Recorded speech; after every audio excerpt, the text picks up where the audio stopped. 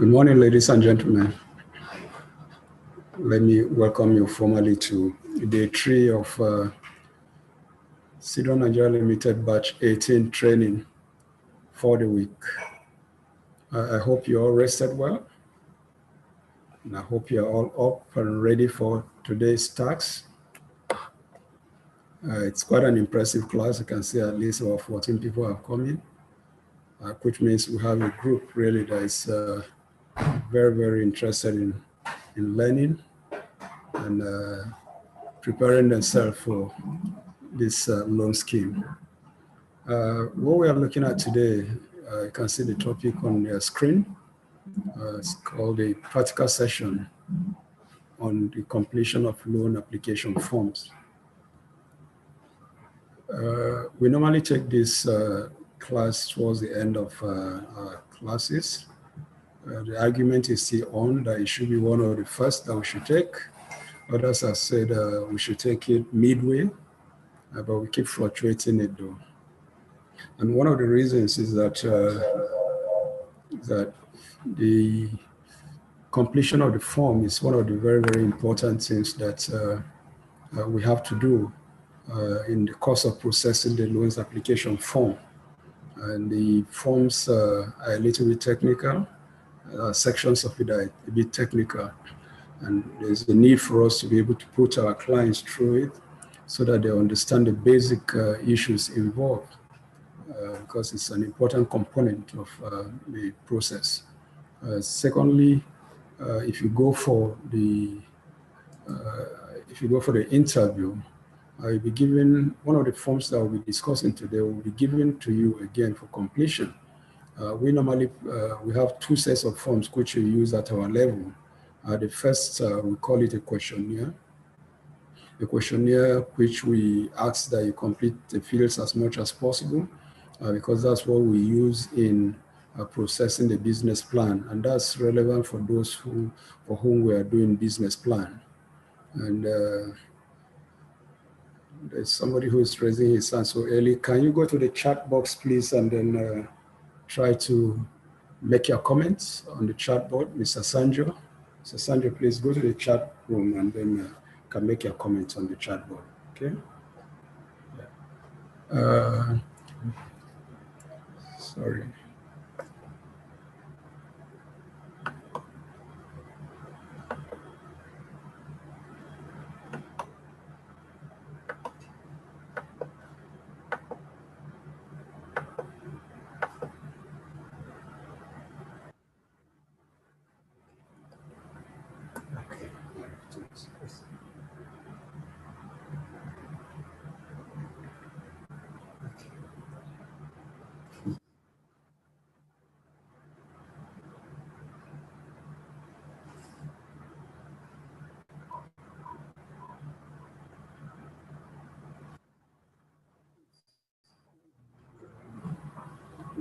Tell him to add him to the class. Yeah, okay. Sorry for the early break. We're trying to play something on our screen. Yeah.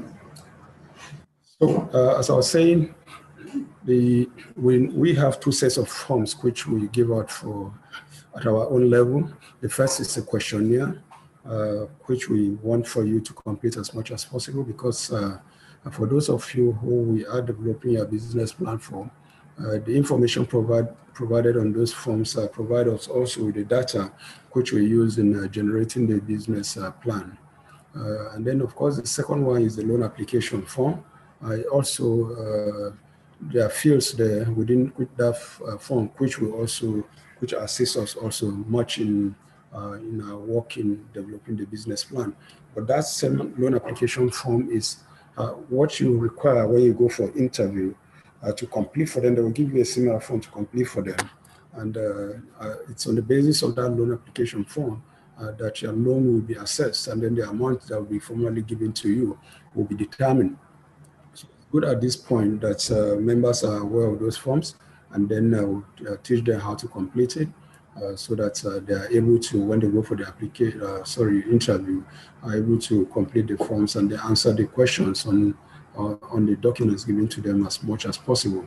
When you go for the interview, there are normally 2 sets of forms you'll be given, and most of the information elicited from there, you would have been conversant with them from this training. We've had this situation where many of the people who come on this program do not pay attention to the completion of these forms and avoid the lectures. But when they are invited for the interview, they now start calling us from the bank and asking all manners of questions and asking us to put them through.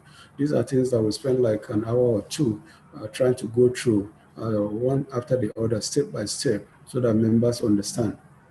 But again, we're lucky with others who are able to pay attention to it, so we don't have much of a problem with that. So we really advise that we take this practical session a bit serious, because it's going to be beneficial to all of us. All right, so having laid this foundation, so let's go ahead with looking at the topic. First, we'll look at the learning objectives.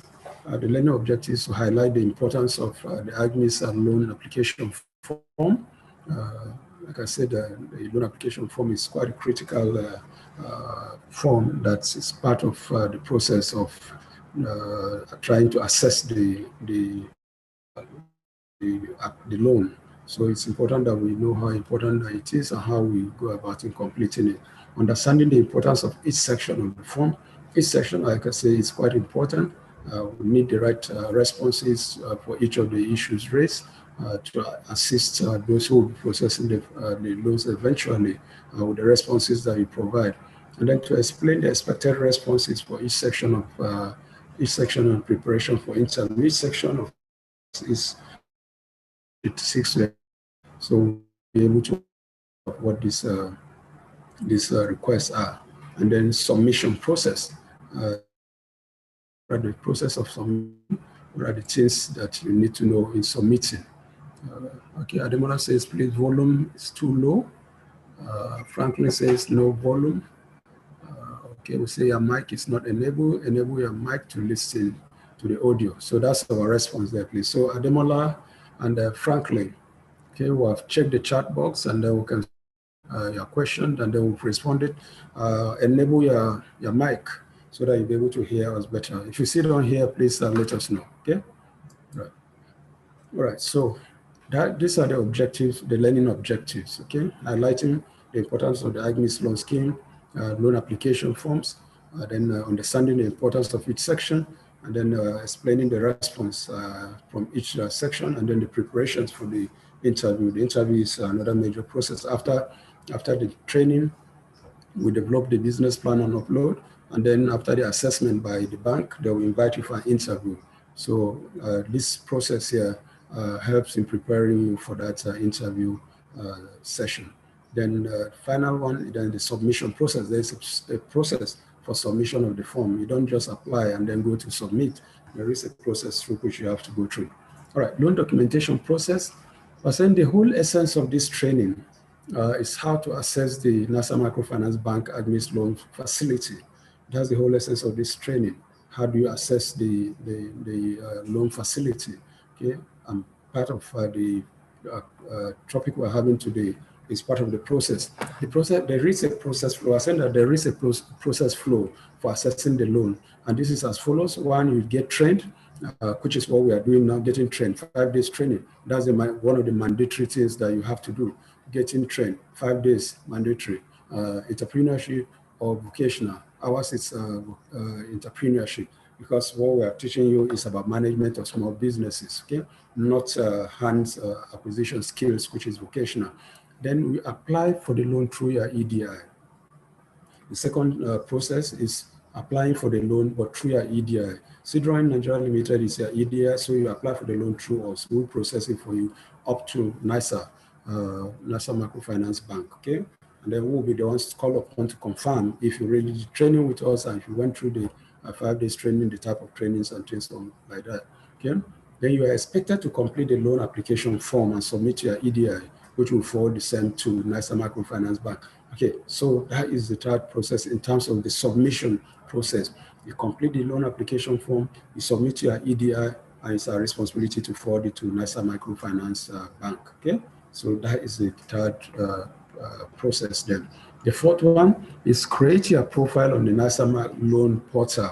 And the address is nmfb.com.ng/SME. Those who are not paying for consultancy will be expected to develop their business plan and upload same on NISA loan portal. So basically here we're saying that if you're not doing a business plan with us, you'll be expected to create your own profile on the NISA loan portal through the address given there, and then you develop your own business plan and upload it on the NISA loan portal. That will be a responsibility. But if you are paying us to do the consultancy for you, to develop your business plan for you, we'll have the responsibility of creating your profile on the portal, and then of course developing the business plan, and then uploading it on the portal. So that is the loan documentation process. There are 4 stages, which we have just looked at. Okay, all right. The Agnes mini business plan questionnaire. Okay, for our purpose, we have developed the Agnes mini business plan questionnaire, from which we are able to generate the data required to develop the business plan. Yeah, I said this earlier, that for our own purpose, in-house, we have developed the Agnes mini business plan questionnaire. Okay, the questionnaire has a number of fields and different sections, which you are expected to complete. And it's from the responses that you provide on this questionnaire that we are able to generate the data to develop your business plan. Okay, so we'll be looking at this questionnaire now. Okay, we'll go through the questionnaire to guide participants on the completion of the document. All right, so this is the first of it, the Agnes mini business plan questionnaire. I hope you have all seen this questionnaire. Those of you who are out of town, I believe we have sent these questionnaires to you on your WhatsApp account, and some have come to our office to complete the questionnaire. And those that have visited us in our office, we have tried to put them through. And those that we send them to, we advise that they should keep the questionnaire for now, the forms for now, until after this lecture, so that they have a basic understanding of the requirement, and then on their own, they'll be able to complete it. And if there are issues they don't understand, they can always call and they will try to explain to them. But those who have taken the trouble to come to our office, of course, our staff have sat down with them to go through the questionnaire with them, trying to explain sections that they don't understand. So we'll now go through this together now as a guide, so that if you still have the questionnaire with you and you haven't completed it, then you'll be able to do that after. But if you have started completing it and there are sections that you don't understand, we'll be able to clarify at this stage, okay? All right, so let's start from the very first section. The questionnaire is divided into different sections. The first one is individual information or personal information. Then there's the educational qualification or educational information. And then there is the business information, that's the information on your business.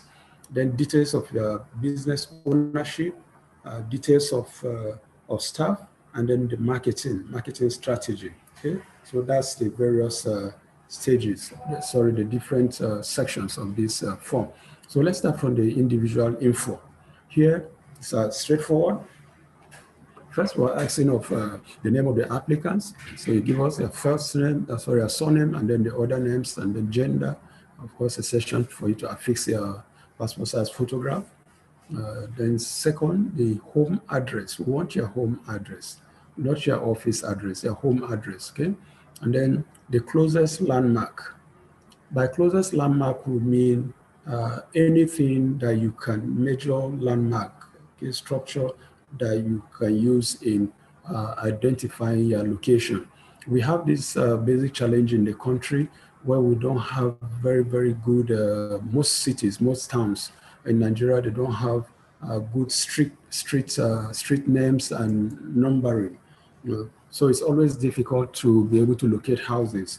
So most often the tendency is to describe your house with by indicating some landmarks that you use in identifying the place. Okay, a landmark the closest to you could maybe a bank close to a bank, a filling station, a church, a mosque, maybe a telecommunication marks or something prominent like that.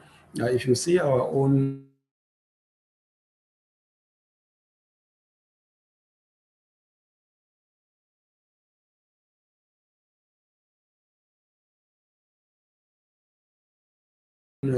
the flyer behind a Tana filling station on Jabi Expressway, which is a very, very prominent landmark. And in Gwagwalada, we use Two Venture Bookshop. Two Venture Bookshop is one of the oldest bookshops along Old Secretariat Road in Gwagwalada. So that are prominent landmarks that people are able to identify those structures with. So if you give us it, I want you to also show us the closest landmark to your home. All right, date of birth, of course, state of origin, that's your own state of origin, the phone number, and then your email and your BVN. And then mode of identification. We have different modes of identification in Nigeria. It could be a national ID, it could be international passport, your driver's license, voter's card. All these are accepted as mode of identification in Nigeria. You can do any transactions by presenting them. And each of them has an ID number, okay? Each mode of identification has an ID number. So you give us the ID number. Here again, we're saying the email, but you can leave the password out of it for now, because when we go developing the business plan on the platform, we have to generate another password for you, because their passwords are a little bit unique. It's not the regular password that you have now.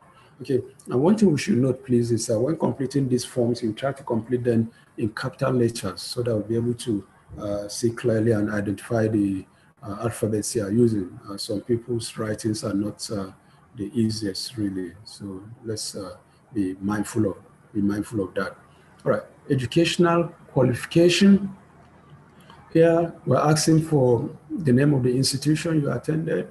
Okay, is it a university, any of the tertiary institutions, the qualification acquired, BSc, HND, OND, ND, or whatever, you let us know. Then the course that you read, certificate awarded, the date of the certificate awarded. You don't have to go into the details. Just tell us it's in 2000, 2002, 2020, or whatever. But don't have to give us the day, month, and that. Okay. So that's how we go about that. Wow. Madam, you are having your hair being done for you. Yemilo Ibrahim. I hope you are able to attend to be a part of this class. There's no distraction there. Mm-hmm. All right. Maybe you can ask your children to let you concentrate on your class, and when you're done, then they can do your hair for you so that you're able to have full attention. All right. So the next section is business info. That's the business information on your business. Do you have a registered company? If you have, you say yes. If you don't, say no. But whether you have a registered company business name or not, the company name, you have to write something for us there. Okay, you can just give us your name. Okay, just give us your name. If, for example, you don't have a registered company or business name, you can say Edit Daniel Farms if you're into farming, Edit Daniel Poultry, or Edit Daniel Fashion House. Okay, something, but definitely you have to write something for us. Then the address, if you have a registered business with an office, an address, you give us the address. If you don't, you can still give us your home address, but we'll still have to have the address. Okay. Then the closest landmark, we also want to have the closest landmark to that address. Okay, it's important that we have the closest landmark as a form of description. Then the state. Here, the state required is the state where the business is located, not your state of origin, but the state where the business is located. Then, yeah, of course, your nationality, type of business. Here, there are various types of business activities. We scroll up to the front so that we look at this section of the request, type of business, and then business sector. These are two important topics which we need to be clear about. Okay, so let's scroll a little bit to the upfront and then have a look at the various types of businesses that we have. All right, so you can see here type of business activity. There are different types of business activity, and then below it we have sector.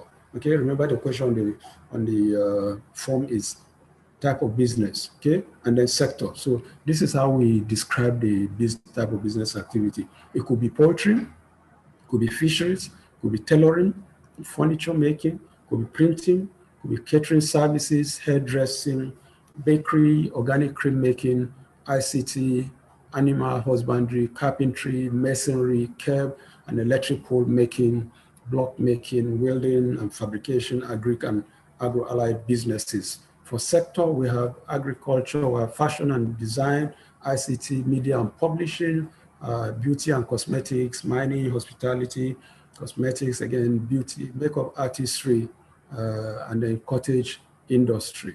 Okay. All right. So if you are into a business activity like poultry, fishery, you know, of course, it falls under agric.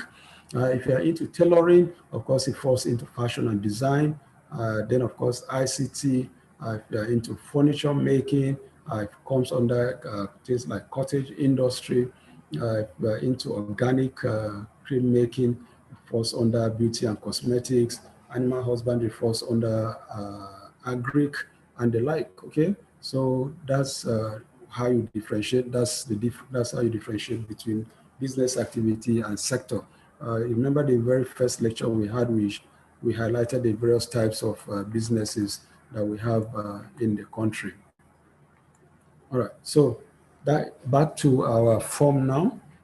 We have here the type of business. I've just highlighted it, and then the sector. All right, stage of business. At what stage is your business? Is it a startup? Is your business a startup? Or is it an existing business? Okay. If it's a startup, you take startup. If it's existing, you indicate existing. And then, of course, if it's existing, you indicate the number of years the business has been in existence. Okay. So that's what we do in that respect. Then this other section, which is an area most people are a little bit confused about, but it's, of course, straightforward. Ask here business vision, business mission, and then business objective. Okay, when we ask of, I'm sure you've seen brochures of many companies and organizations, and one of the first things you see on the first pages is vision. That's the vision of the organization or vision of the business. Okay, what is the vision? What is the vision of any organization or any business? Like I always like to describe this as the vision is the larger picture of what an organization or what a company or business wants to be. What do you want to be? You're looking at the larger picture, you're being futuristic. Okay, you want to look into the future and determine what will this business be? What do I want this business to be in the next 10, 20 years? Okay, that's the vision, okay, the larger picture. Okay, so for let's say you're into agribusiness, for example, you're into poultry, for example. So you say you have a poultry business or you're starting a poultry business in the FCT. So you could indicate that to be the largest mechanized poultry farm in the FCT. That is your vision, to be the largest mechanized poultry farm in Abuja, supplying all the nutritional needs of the Federal Capital Territory. That's a vision. Okay, you're looking at the large picture. So in the next 5, 10 years, that is where you want to be. Okay, so what is the business mission? The business mission is normally the actions, the things you do to attain that vision. What are the steps? What are the various actions that you take to attain the picture of being the largest mechanized poultry farm in the FCT? Okay, for you to get to that, the mission will be to use by using mechanized or technological driven activities to be the largest. Okay, so you're not saying that for you to be the largest mechanized poultry farm in FCT, these are the things you need to do. Okay, using the facilities of technology to enlarge your business scope. Okay, so that is how you intend to accomplish that goal. Let's take the example of the National Microfinance Bank itself. I have the booklet here, and the vision of the bank says that delivering transformative financial and non-financial services all over Nigeria. Okay, what we know of National Microfinance Bank today is they are normally located in every NIPOS office in Nigeria. And NIPOS has an office in each of the 774 local government. So for NISA Microfinance Bank, They want to be a transformative financial and non-financial institution all over Nigeria. Okay, so they are not localized. We know most microfinance banks are localized to some communities, to within just a city, or maybe just a section of the city. But the vision of National Microfinance is to provide financial and non-financial service across the whole of Nigeria. Okay, so that is their larger picture. But how have they started? They have started on a smaller scale now, building and moving to that large vision of theirs of being a non-financial and non-financial institution across the whole of Nigeria. And what is their mission? Their mission is to be an efficient national microfinance bank, providing affordable products and services in Nigeria using appropriate technology and well-motivated staff. So these are the steps they want to take to become the largest transformative financial and non-financial institution servicing the entire country. Their mission is to be an efficient national, remember, market national, not sectional and national microfinance bank, providing affordable services in Nigeria using appropriate technology and then well-motivated staff. So that is how they intend to accomplish the goal of being a transformative and financial and non-financial institution across the whole of Nigeria.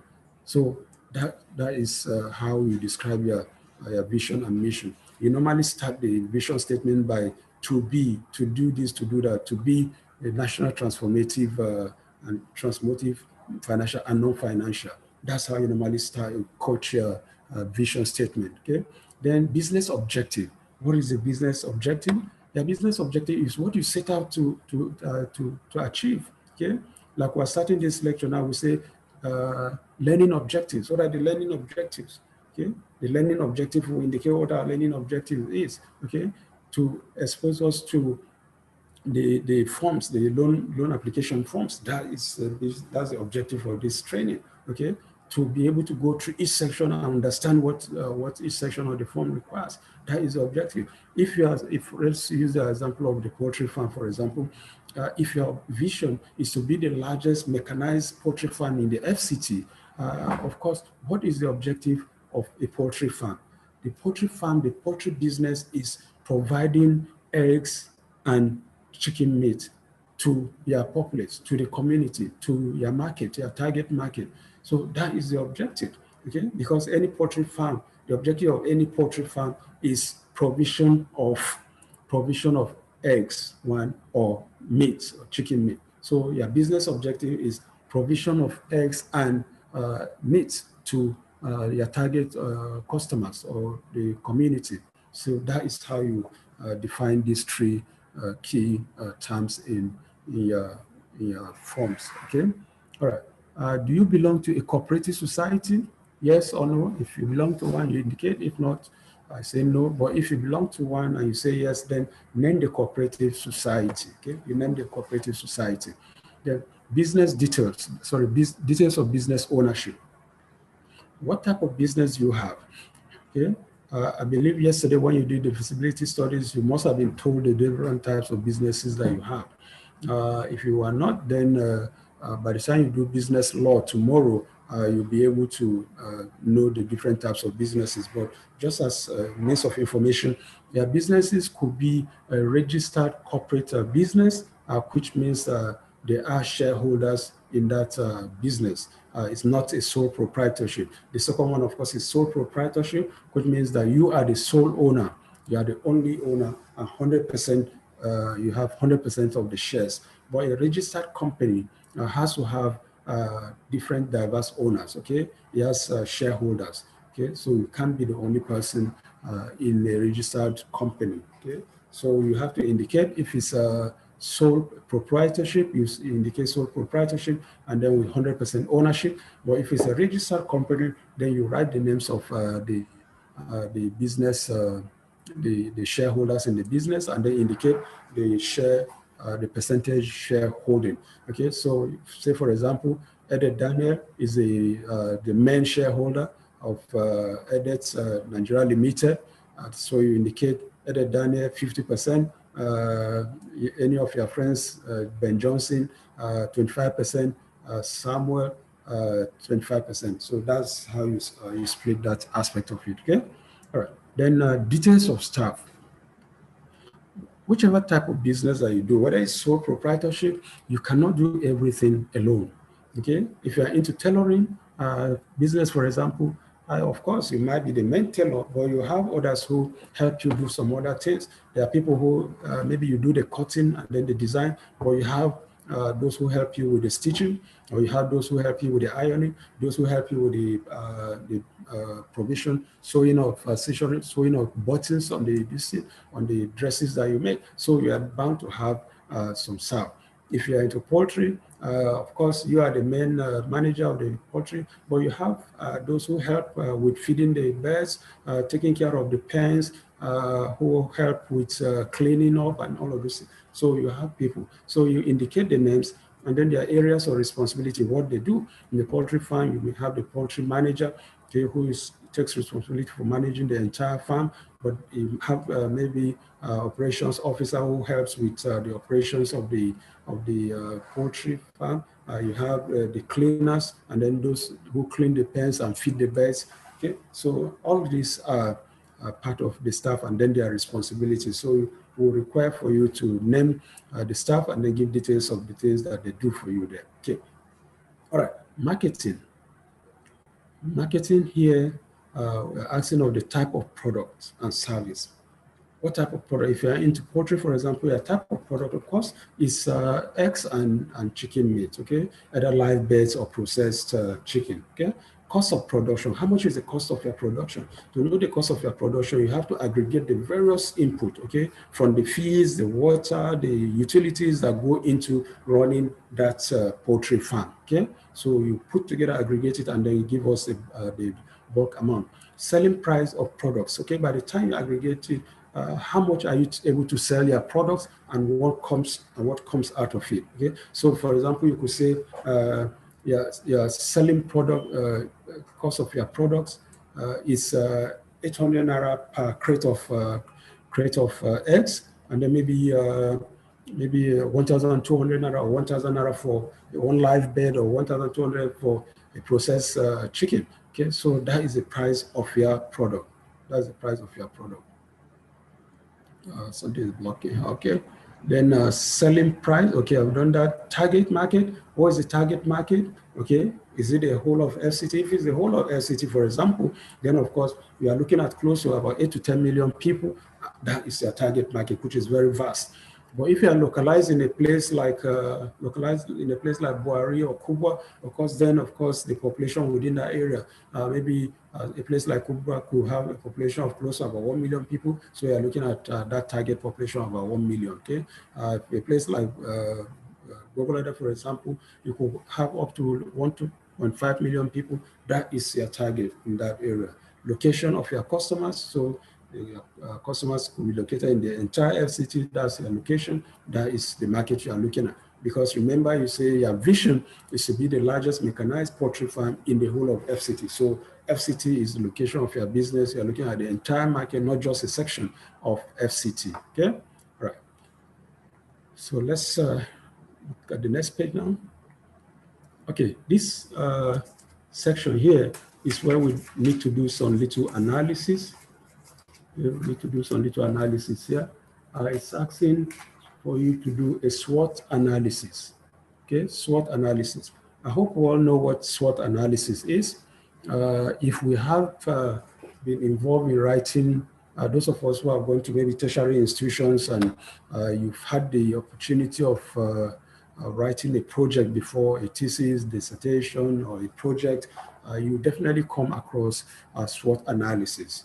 Okay, or if you have done any, you try to do any business, you try to establish a business, there's always the advice that you should do a SWOT analysis. A SWOT analysis, SWOT is an acronym. It's an acronym which stands for strengths, weaknesses, opportunities, and threats. Okay, so when you are asked to do a SWOT analysis, you are asked to look at the strength of your business.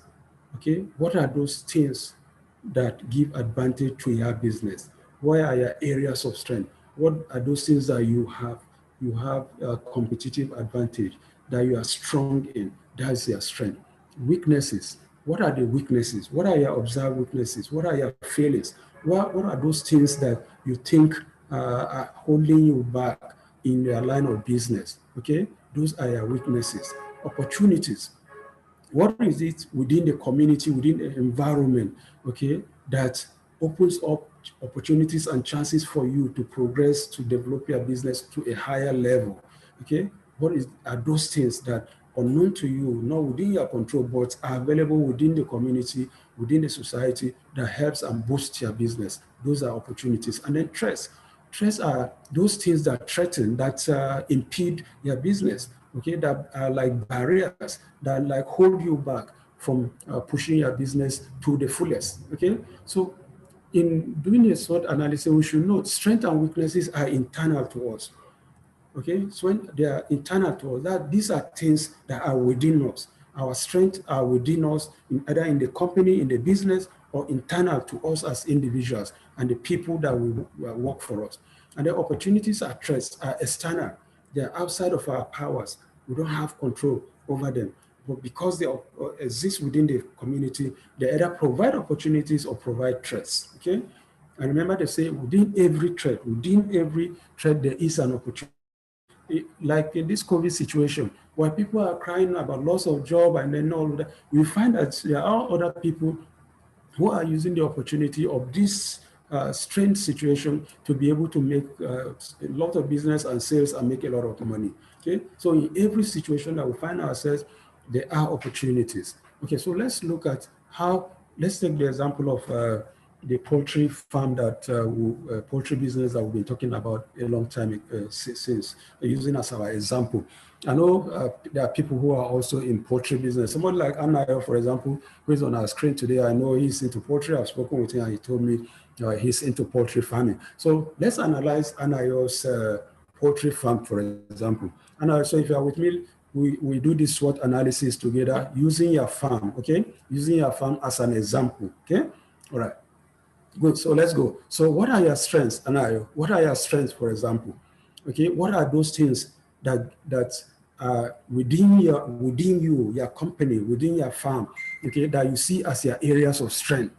One of it could be that you have highly qualified and dedicated staff. If you have highly qualified and dedicated staff, those are your strength. It's internal to you. Are you already eating the chicken in the farm, Anayo? I can see I'm munching a chicken thigh already. All right. So, so,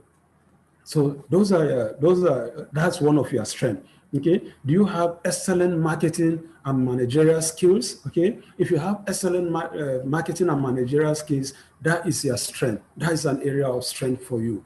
It's within you. It's within your company. Okay. And then, of course, maybe you have strong technical and strong technical know-how. If you have strong technical know-how, that is an advantage, okay? You have the knowledge of the business. You know the business very, very well. So that is a strength for you. Those are your areas of strength. Highly qualified and dedicated staff, excellent marketing and managerial skills, and then strong technical know-how of the business.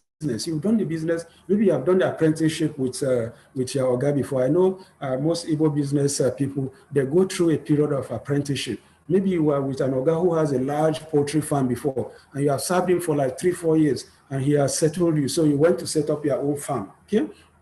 So within that period of apprenticeship, you have learned, you have been able to you are now well qualified, and you are able to recruit people who are dedicated. And working with your Oga for this number of years, you have been able to pick up marketing and management skills. Okay, so all these are strength for you. Then what are the weaknesses? What are your weaknesses, for example?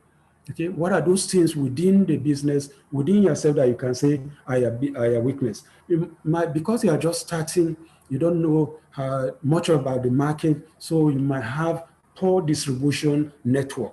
You don't have the links yet. Your Oga who you work with has dominated the entire network in the area. You don't have that yet. You know? So that is a weakness.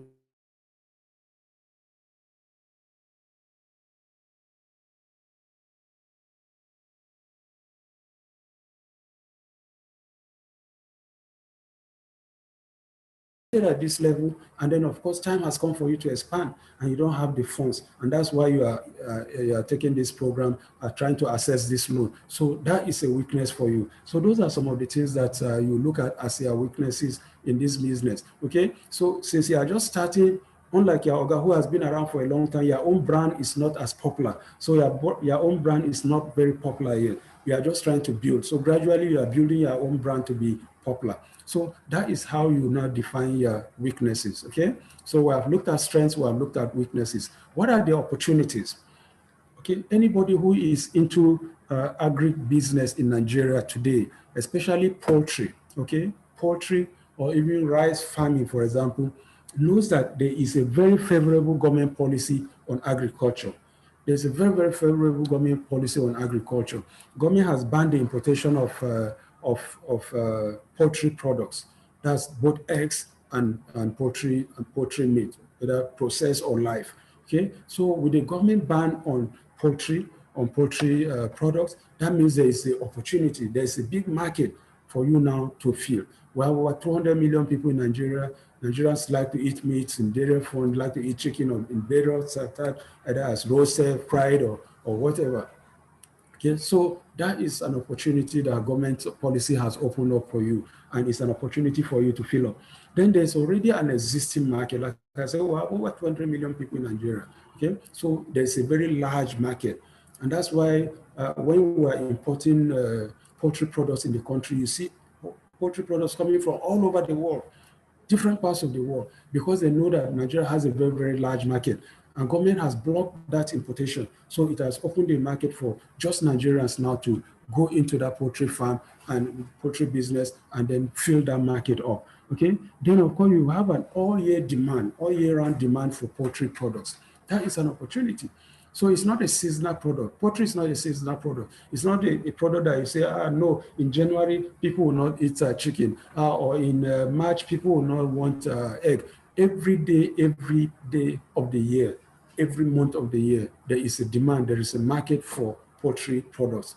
And especially during festive periods, during Christmas, during New Year, for example, Christians like to celebrate by buying chicken. Those who cannot afford goats or ram or cow buy a lot of chicken. Even those who can afford that still supplement with chicken products. Okay, so there's an all year round market for chicken products. Okay, so that is something that that is of advantage to Nigerians. Then what are the threats? What are the threats in the poultry business, for example? Remember, I'm using poultry as a business. What are the threats? The threats could be stiff competition. Because of the vast market, because of the ban on importation of poultry products, so many people are coming into the business to come and take over, to come and have a niche, come and have their own little share of that vast market, of that vast demand. Okay, so because of the stiff competition, because of the many people who are coming into the poultry business, there is a lot of competition. So there's stiff competition. So everybody is struggling to be able to carve a little part of the market for himself. Then there's the threats. Then there's the threat of theft and insecurity. We all know what's happening in our country today. Okay, most of our farms are deserted. We are complaining in the country today that there's likely to be food scarcity, and the food scarcity is going to come because of people who are afraid of going to the farms, because of banditry, because of cattle rustling, because of invasion of poultry farms and stealing of people's chicken and eggs. Okay, so because of this theft, because of this insecurity, okay, so that is a threat that we have in the poultry business today. Okay, then disease prevalence. That's another major problem that poultry farms have. Okay, we've heard about the avian flu, the bird flu, and all of those things. All these are diseases that attack the poultry business, and especially most vulnerable day-old chicks, for example. Between the ages of 1 day to about 3 months, chicken are still very, very vulnerable. So they have to have a lot of attention. You have to have vet doctors coming in to check on them, the right type of food, the right type of vaccination, and all of those things, the right type of medicine to give them to be able to boost their immunity against this flu, which is very, very common and threatening to birds at that age. So these are threats. Okay, so these are the kind of threats that somebody in the poultry business faces. So this is an example of poultry business, but it's applicable to any kind of business whatsoever that you look at. Okay, if you are looking at rice farming, for example, I just used rice farming as an example. Rice farming, your strength could also be in the kind of technical know-how that you have, your ability. You're an agric-economist or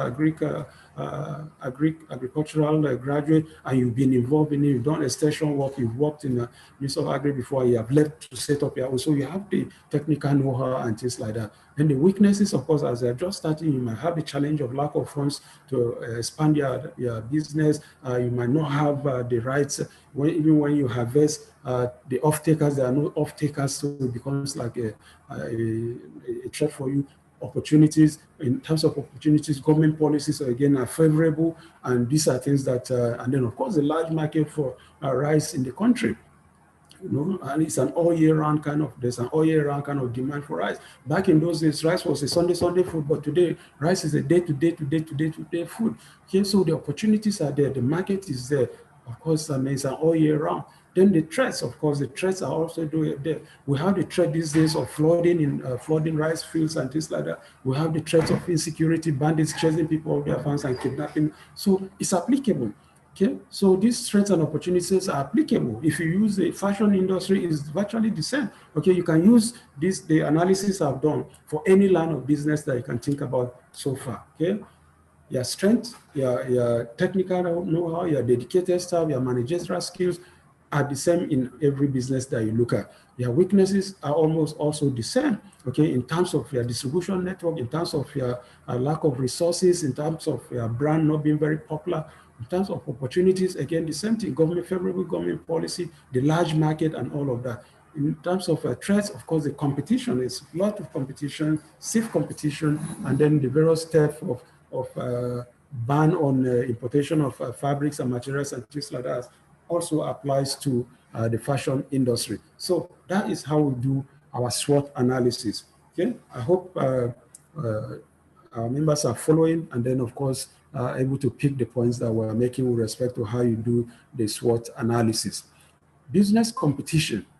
Here we're looking at those who are in the same line of business with you. Okay, wherever you are located, whichever type of business you are doing in this country today, you find that you have competitors. If you have their names, you can write the name of your competitor, but if you don't have a competitor, all you simply can say is other poultry farmers, or other fashion and designers, or other rice farmers, or that will suffice there. Okay, but if you know specific person in that line of business, you can write his name. And then the type of product, of course, the type of product will be the kind of product that you are also involved in. If it's poultry, of course, his also has to be poultry and the poultry products. That's your eggs and then the chicken meat. Okay. Location of your competitor, of course, is going to be within your own environment, within your own community. So if you're FCT, of course, the location will be in the FCT. Okay. What's your competitor's cost of product? Of course, you'll be able to find out the cost of his own production. You know how much he sells his products. Most times, if you want to go into any line of business, you try to find out the cost at which your competitor is producing and the cost at which he's selling. Okay, so you have an idea before you also go into that line of business to see how you'll be able to beat down your own cost of production and how you'll be able to at least moderate your own cost of sales so as to be able to remain competitive. Okay, what makes a product different and unique from other competitors? If there are any differences, you let us know. If you are into poultry farm, for example, there isn't much difference between the egg from farm A and the egg from farm B, or the chicken from farm A or farm B. I know in Europe they have markers. They mark the best terms on their eggs so that you differentiate and know where this product is coming from. Okay, so as to be able to differentiate and know the quality of their own product, so that at least you become a more acceptable and regulated customer who patronizes you because he knows the kind of product that you is coming off your farms. Okay, company assets. Here, whatever business you do, you're bound to have some basic assets in that company. If you're a poultry farm, of course, you have things like chicken pens there. You have maybe a delivery van. You have maybe a generator, a borehole. those are assets, okay? And then the prices, and then year of purchase and lifespan. But even when you don't have company assets yet, your own personal assets will be taken as your company assets. So if you have a vehicle, a car, for example, that could be your own part of your company assets. And all of those things that you use in your work, any of those things that are of value to you, you can indicate as your own company assets, okay?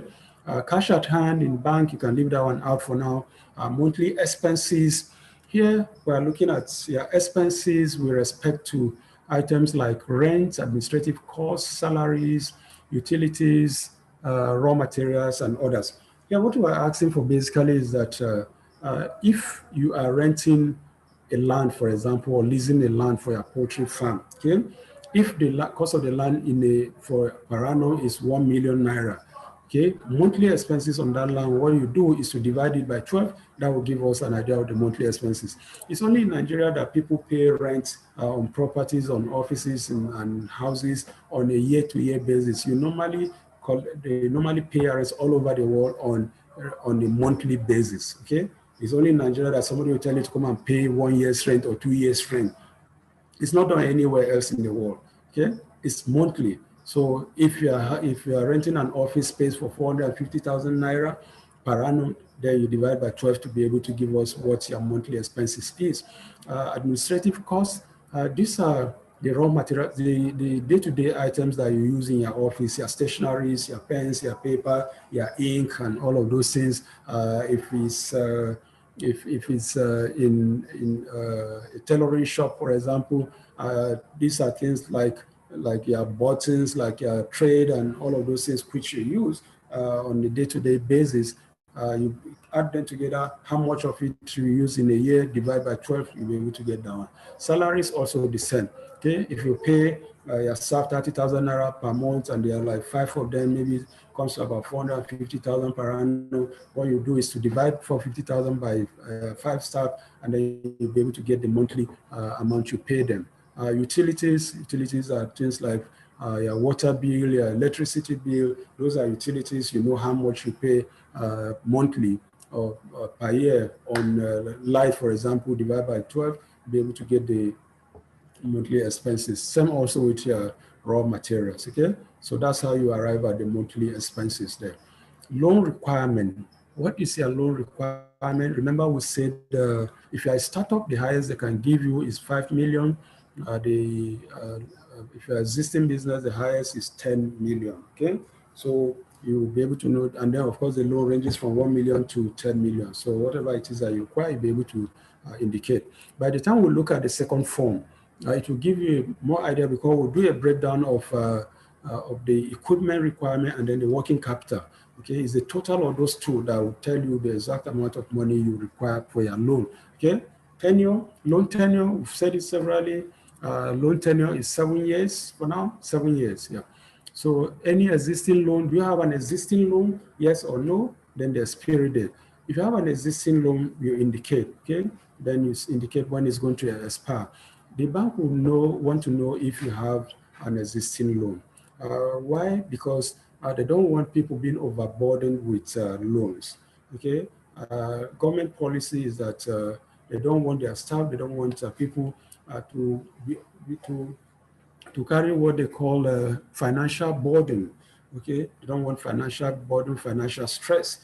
In the public service, your loan should not be up to 33% of your income, because they don't want you going home with paltry sums like 3,000, 5,000 at the end of every month. Okay, you find yourself in a cycle of loan up and down.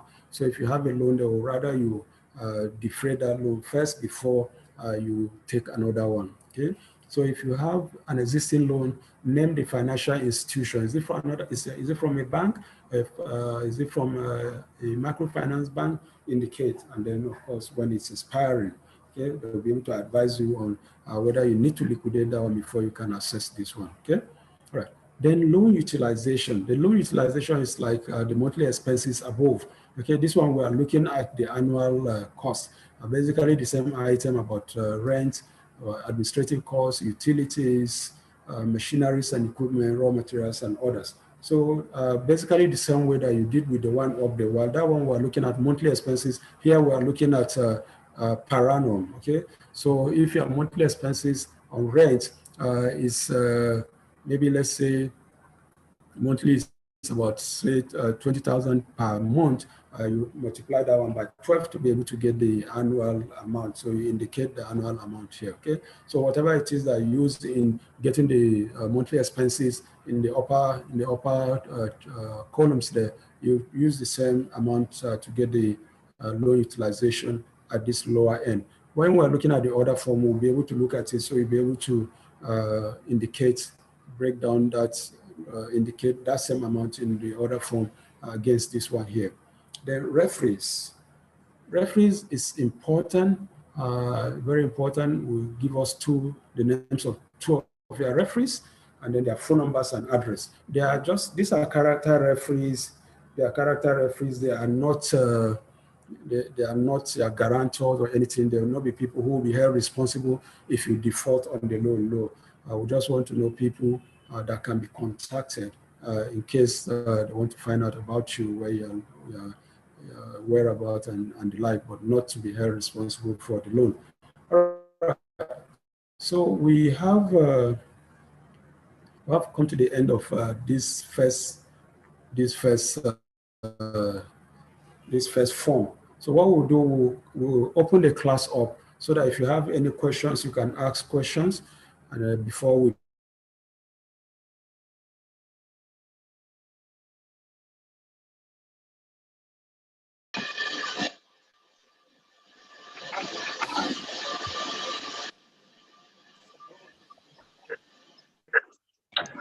another example, like using rice irrigation farm. Okay, rice irrigation farm. Well, I think I've answered that already, because immediately I finished the poultry, I have commented on rice farming. I've indicated that basically the same kind of analysis that you use for poultry, you can also use for rice farming.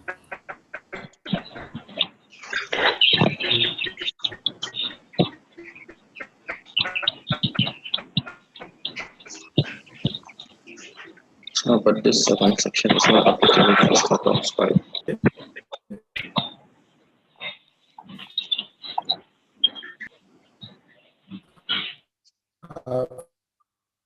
For rice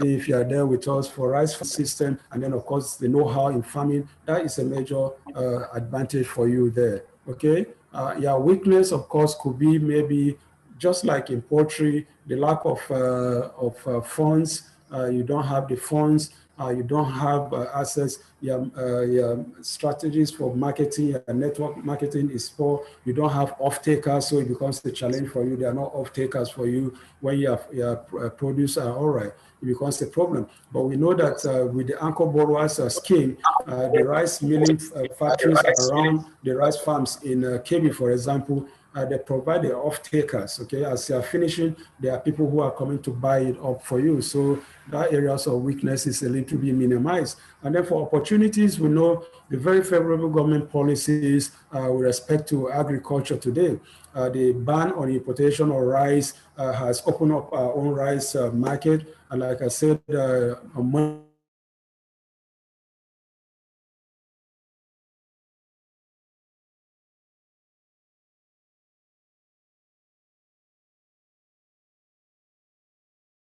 farming.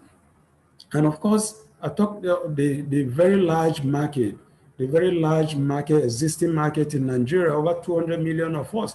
Okay, as I said earlier, back in those days when we were growing up, rice was a Sunday meal. It's only on Sundays you see families eating rice, but today rice is a daily meal. I just ate rice before I left home this morning. I mean, when I go back home again, likely I'll eat another rice again. So that is how it is almost all homes in Nigeria today. So we have a very large market for that. Okay, it's an all-year kind of product. You don't just say no. In January, rice is not marketable. There's no market for rice. There is a daily market for rice. Okay, so that is part of the opportunities we have in rice farming today. And then, of course, the threats are the same across board. Okay, because of the vast market for rice and because of the very favorable government policy, more and more people are coming into rice farming. You see states, almost all states today, competing with themselves. You go to Anambra State today, Charis is there, Anambra State government is there. Okay, you go to Ebonyi State, the same thing. Ebonyi State, the Abakaliki rice, you go there are vast fields of rice and rice milling facilities all over the place. The same in Benue, the same in KB, the same in Ogun State, almost the entire country. So the competition is there. Okay, so in no time, there's every likelihood. Now the prices are high, but you can be sure that in no time the price of rice will come down in this country. Then, of course, there is a threat of banditry, people being driven off their farms, farmers are running away from their farms.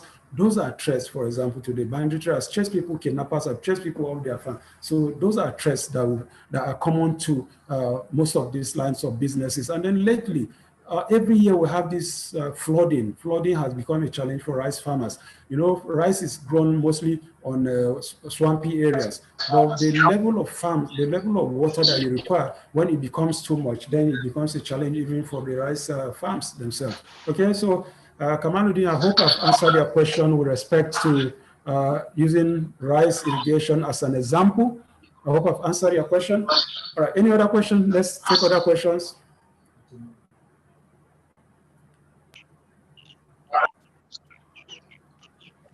Okay, hello? You said this section is not applicable to startups? Hello? Yeah, hello, sorry, Mr. Sanjo, let me answer the second question here. But I said this section is not applicable for startups. It is, of course, applicable for startups. Okay, I mean, what we are doing, what SWOT analysis is doing, in fact, before you start any business, you have to do a SWOT analysis. SWOT analysis is applicable across board. Okay, it's like your feasibility studies, which you did yesterday. And I'm sure in discussing feasibility studies yesterday, you also discussed about SWOT analysis. Yeah, I'm very sure about that because I'm familiar with that subject. Okay, so it's applicable also to startup. If you are starting any business, you need to do a feasibility studies. Part of the feasibility studies is the SWOT analysis. Okay, what am I likely to encounter? What are my strengths in this area if I go into this line of business? What are the weaknesses? Do I have the strength? Do I have the know-how, the capability? Do I have the network if I go into this line of business? Okay, what are the opportunities? Is the government policies is it favorable? Are there policies within the environment, within the community that are favorable? These are things that you need to look out for. Okay, the threats. What are the threats if I go into this line of business? Whichever kind of business you want to go into, in doing the feasibility studies, encompassed in the feasibility studies is also the SWOT analysis. There. It's applicable across board, not just for existing businesses, but also for businesses that are just about to start. Okay. All right. Mr. Sanjo, you're on now, please. Good morning. Question now? Morning. All right. Good. I'm a poultry farmer. Good. Now, I want to talk about the threats that you discussed about what do they call it, on the course of your training. There's a place you talk about threats. Yes. I think the government policy about importation of ban on importation of rice, maize, and some other things have some advantage and disadvantages. Okay. Like the feed in particular. You know, anybody in poultry business, you after drug and some other things, you need to buy feed. The price of feed now, is from maybe 2,000 naira to about 4,000 naira plus, and the market is not avoidable for some of the people because of the situation of our economy in Nigeria here. So I don't know if you can lay more emphasis on on that aspect. Yeah, okay. Fees. The area of fees is what basically the government policy on importation of poultry products is an Hello? opportunity. Yeah, hello?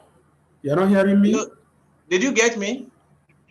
I get you. I'm trying to respond to your question. All right. So I'm talking about your question about fees. Okay, that Yes. fees, of course, are essential. Fees and drug. Fees and drugs. Okay. Yes. Fees and drugs. Yeah. Well, I'm not sure there's a ban on importation of drugs. Okay. But whatever it is, if there's a ban on all of that, it becomes an opportunity. Yes, actually, there's no ban. There's no ban on the drug, but there's a higher tariff. A higher tariff. Yes, on most of the material they use in producing the drug. So that makes the drug skyrocketed in price. Likewise, all right. Yeah. Basically making the same point. We're basically making the same point. You know, we've complained a lot about over-dependence on importation. We've talked a lot about depleting of our foreign reserves because of importation. So whatever is happening is a challenge, as it were, on us as a people, on our scientists, okay, on our vets, on those who are involved in those lines of production, to say that, look, government is placing a ban on this or imposing higher tariffs and duties on this thing, to be able to encourage our people to go into the production of all of those things. We cannot be a country that rely and depend on importation forever. We need to be challenged. Okay, so the moment why does government impose tariffs on imported products? You impose tariffs because you want to encourage local production. That's why it does so. Okay, and when you encourage more and more people to go, definitely there's going to be the problem ab initio at this initial stage. But by the time people are challenged and we begin to produce our own locally, then of course we'll become more self-sufficient in that area. Okay, because everybody wants a share of that market. Just the same way as you ban the importation of birds now, poultry products, then of course more and more people are going into poultry business. Okay, so if there's a corresponding ban on the importation of or high tariff on fees and drugs, then that means government wants Nigerians to be challenged to go into the same production of those fees and then the drugs, so that we have a much larger market of people within our country producing these.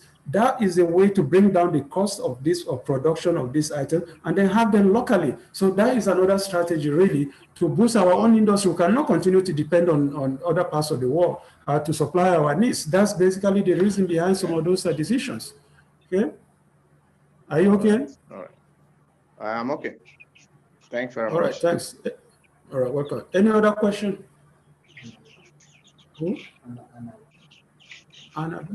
Anayo? Okay, Anayo, yeah. Go ahead, unmute your mic and ask your question. All right. Are you hearing me now? I can hear you now. Are you hearing me? Huh? I can hear you. Yeah, I can hear you. The issue of shorty you talk about, so I want to know if somebody can, what is the, somebody maybe if I use my wife, so that's the one I want to ask. Which shorty now did I talk about? Is it referees? Yeah, referees. Yeah, referees. Yeah, okay, yeah, sure. You can use your wife, you can use your relations, you can use your friends, anybody. Okay. Yep. Okay. All right. Any other question? Franklin? Yeah, Franklin. Unmute your mic. Yes, good morning. Morning. Yes, please, my question, you have really explained this SWOT extensively, but my question goes back to personal information on the qualification. Qualification, There were people with different qualification, maybe 1, 2, or 3 qualifications. Is he going to highlight all the qualification or just put one? Oh, anyone you want. If you want to line up all the qualifications you have, fine. If you just give us one, fine. It doesn't take anything off you. They're not going to give you 10 marks for that and all that. We just want to know. Okay. All right. Okay. Thank you. Thank you too. Any other question? Any question on my question on property development? Hadizat, Suleiman, my question on property development loan. Yeah, what's your question on property development loan, Hadizat? Hadiza, can you speak to us? Because you haven't asked a question. Yes, good morning, sir. Morning, Hadiza. Yes, sir. I actually went through the lines of businesses listed, and there was nothing about property. Nothing was listed on property investment, and that's what I just wanted to understand. Okay, do you want to go into property development?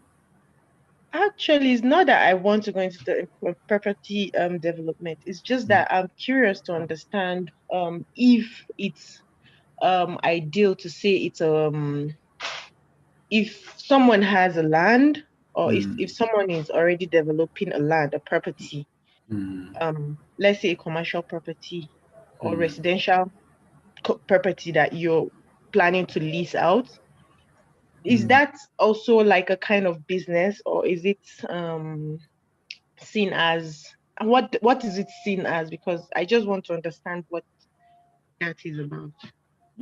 Yeah, we have had in the course of this training, and we've discussed with our business plan team, a couple of people who have applied for something like completing their hotels, hostels, and the like. And the advice that we got is that the bank is not supporting that aspect for now, aspect of property development for now. So that is the last information that we have about that. If there's going to be a change down the line, fine, but I'm not sure they are into provision of the loan for purposes of property development for land. In fact, the people that ask for hostel and hotel, we advise them to concentrate more on the restaurant component, of those services, okay, because that which falls under catering and hospitality. So, but in terms of building hotels, that's something that we really have to ask more questions about. Before the end of this session, I'll try to get the information. We'll ask more. Call them in the bank and ask more and find out. But the list that they have given us, they haven't indicated areas about provision of the facilities for developing property for now. That's the information I think that we have for now, really. Okay, this clears my questions. Yes, very well. Thank you. Okay, thank you very much. All right, any other question, or do we go on? Take the next forms before we come back and take some more questions. All right, I think that's what we'll do. We'll go ahead and then look at the second forms, and then we'll come back, then we'll ask more questions. Okay? All right, thanks. So let's go back. Enable screen. Enable me to share.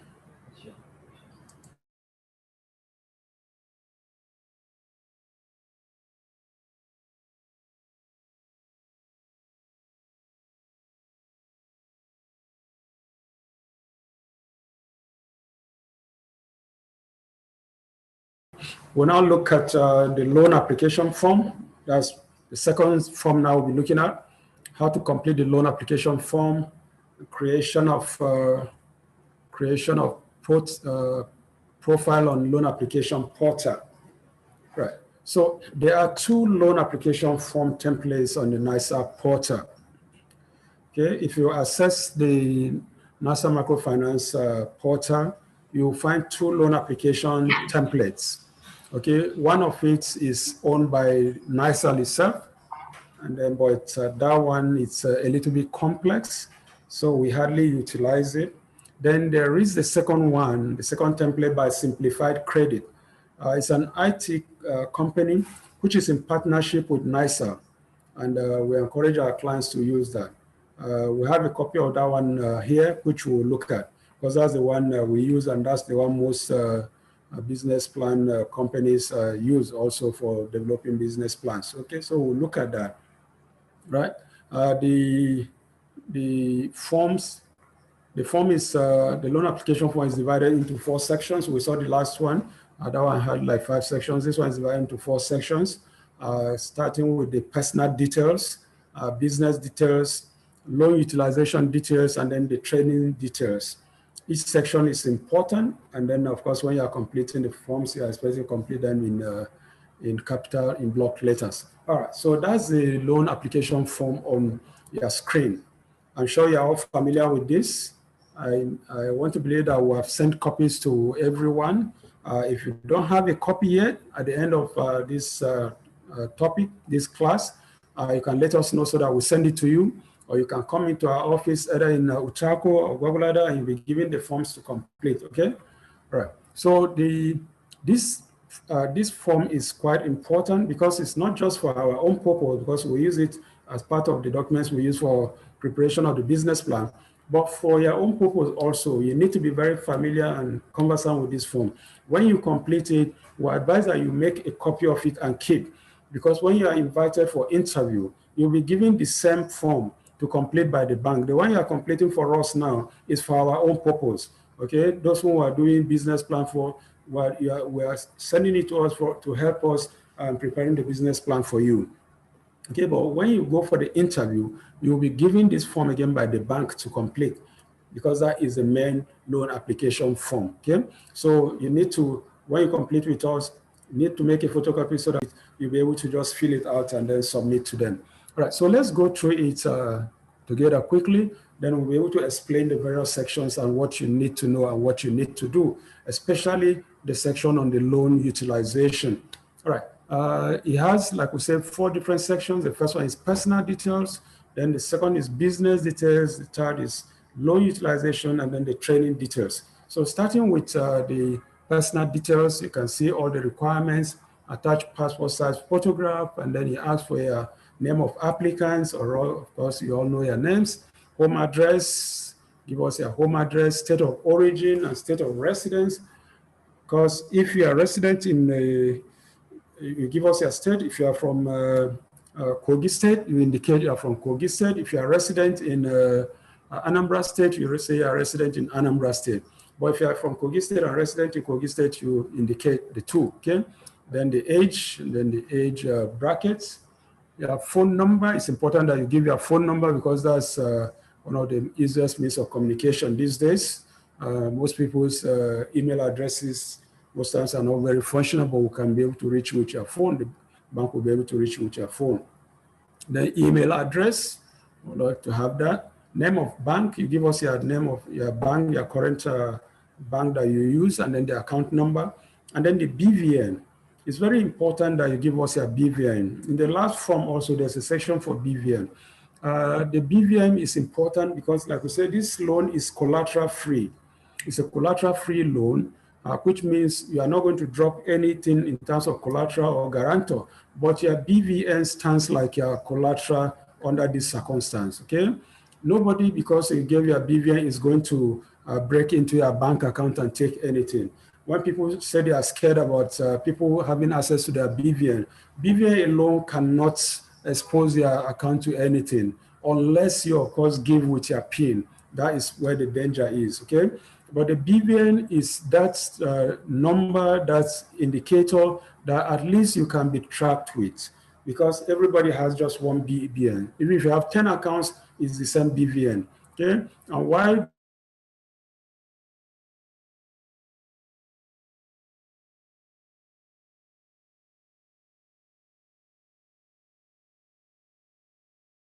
they want your BVN is because if there's a default order of meeting your obligation in banking relations, you have banking relationship in Nigeria, they'll be able to trace you with your BVN.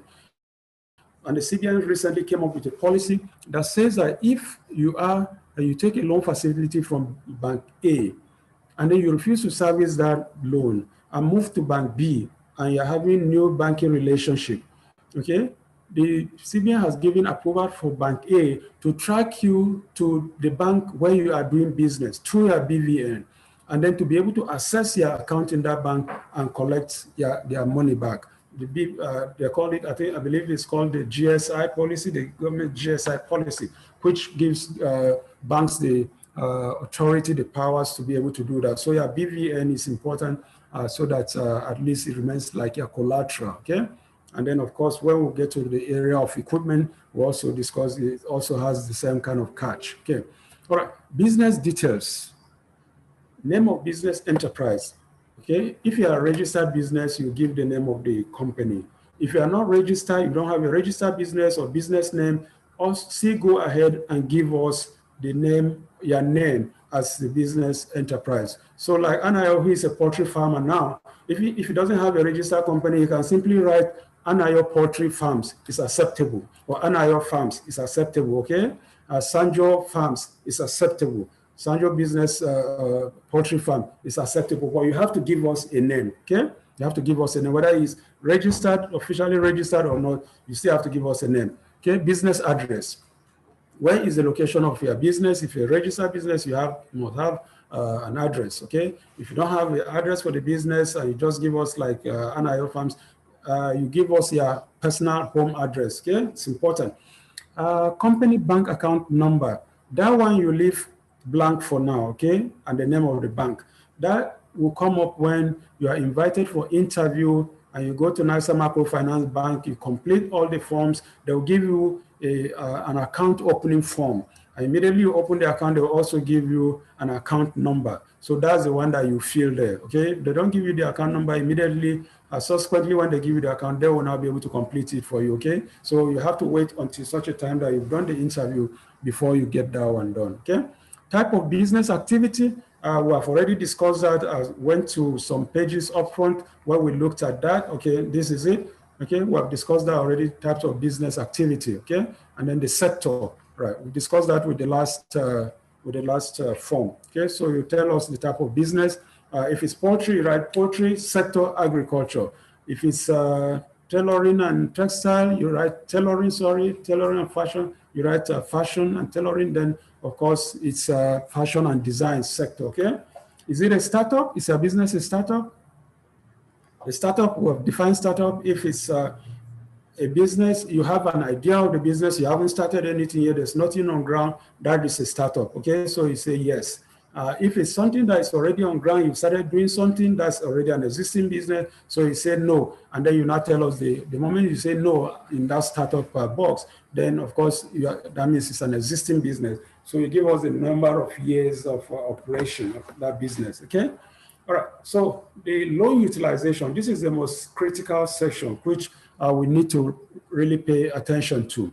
Loan amount, you get the loan amount by the time you calculate the required equipment, the amount under required equipment, and then the working capital, okay? So we'll do that one before we complete that section. So you don't complete that section immediately until you look at these two sections, the loan, the required equipment, and then the working capital. Purpose of the loan, if it's a startup, is to start a business. If it's an existing business, is to expand the business expansion. Tenure of loan tenure for now is 7 years, okay? The bank says it's 7 years, that's the maturity period, the period within which you are expected to settle the loan. All right, so let's scroll forward and then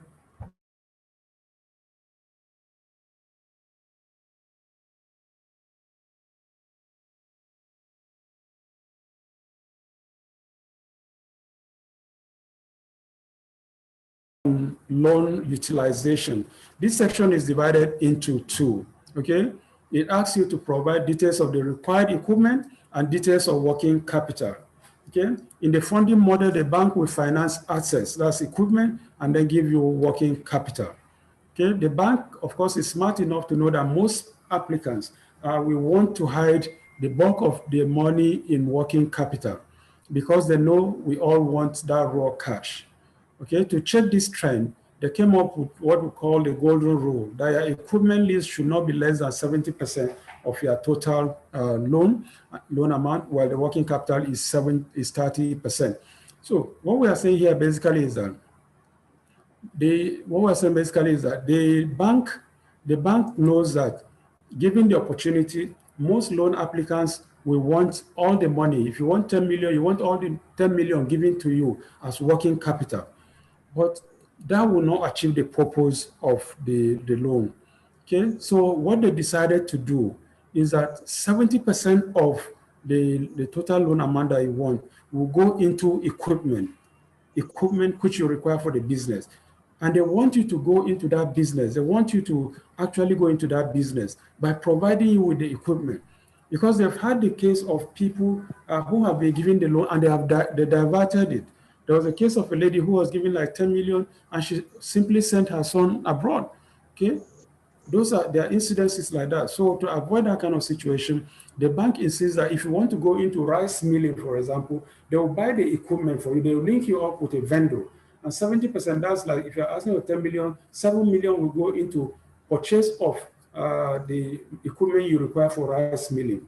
If you want to go into fashion, 7 million, you're asking for 10 million, 7 million will go into purchasing the sewing machines, the ironing board, all of those things, equipment that you require for that line of business. You are going into poultry, 10 million, 7 million will go into the provision of pens, into delivery vans, into generator, water borehole, and the like, okay? So that is what they mean by that. 70% we use for equipment and 30% for working capital.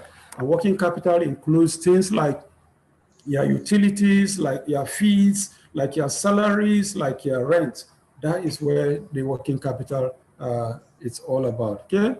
So let's look at, let's take an example now using, let's look at how to compare.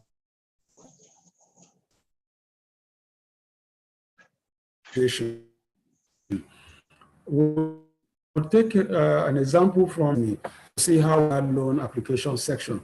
Right, so we'll be using the poultry farm, poultry business as our example. So we'll take a typical poultry farmer. Let's take Anayona as a poultry farmer. So we'll use his farm, poultry farm, as an example, okay? So I don't know how Anayona structured his own farm, but this is a typical example of a poultry farm.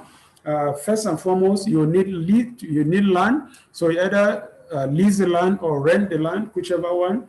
And then the amount for that is, let's say, 1.2 million. Construction of pens. Pens are where you put your beds, okay? Unless, of course, what you want, the kind of poultry you are doing is just broiler, then you just have a flat open field. But if it's one that also you have layers, you have to construct the pens with the section for laying of the eggs, okay? So construction of pens, 1 million. Battery cages are those places where you have batteries for provision of warmth and lighting and all of that for the pens are. So you have, for that one you have assigned 800,000. You need borehole, constant water supply in the poultry farm, 600,000. Generator to power the plants there, to power the borehole, to power the lighting in the poultry farm. You need 400,000. Egg crates, okay? Egg crates, you set aside 100,000. And then delivery van, 1.5 million, 1.5 million, okay? So this could be equipment list. For some other people, if you want to, for example, also produce processed chicken, you need something like a freezer where you need to put the beds in. Okay, so that is what, this one is for the equipment, okay? This is the equipment list, okay? And here, the working capital. For working capital, you could have the following. You have, first and foremost, staff salaries, because you have to have staff that work for you. You set aside 270,000 for that. Broilers, those are those ones that beds that you mature to sell as live beds or processed beds, okay? 500,000. You have layers also, those are the ones that lay the eggs, 500,000. Utilities for your utility bills, lighting, water, and the rest of those things, 100,000. And fees. Fees are very important. Mr. Sanjo talked about fees are important. Fees and drugs are set aside 1.5 million, okay? It's when you sum up everything, the working capital and the equipment, that is now when you get the loan amount. Okay, that's why I said before you complete the loan amount section, you wait until you do this breakdown before you now get the loan amount, which you now indicate, and that's the amount that you'll be requesting from the bank. Okay. All right. So before you do all of these things, like our lectures for yesterday indicated, you need to do your feasibility studies to find out exactly what you need before completing this form. Okay, before completing this form, no need to rush it. Do your feasibility studies. Be sure this is what you want to do before you do that. Okay.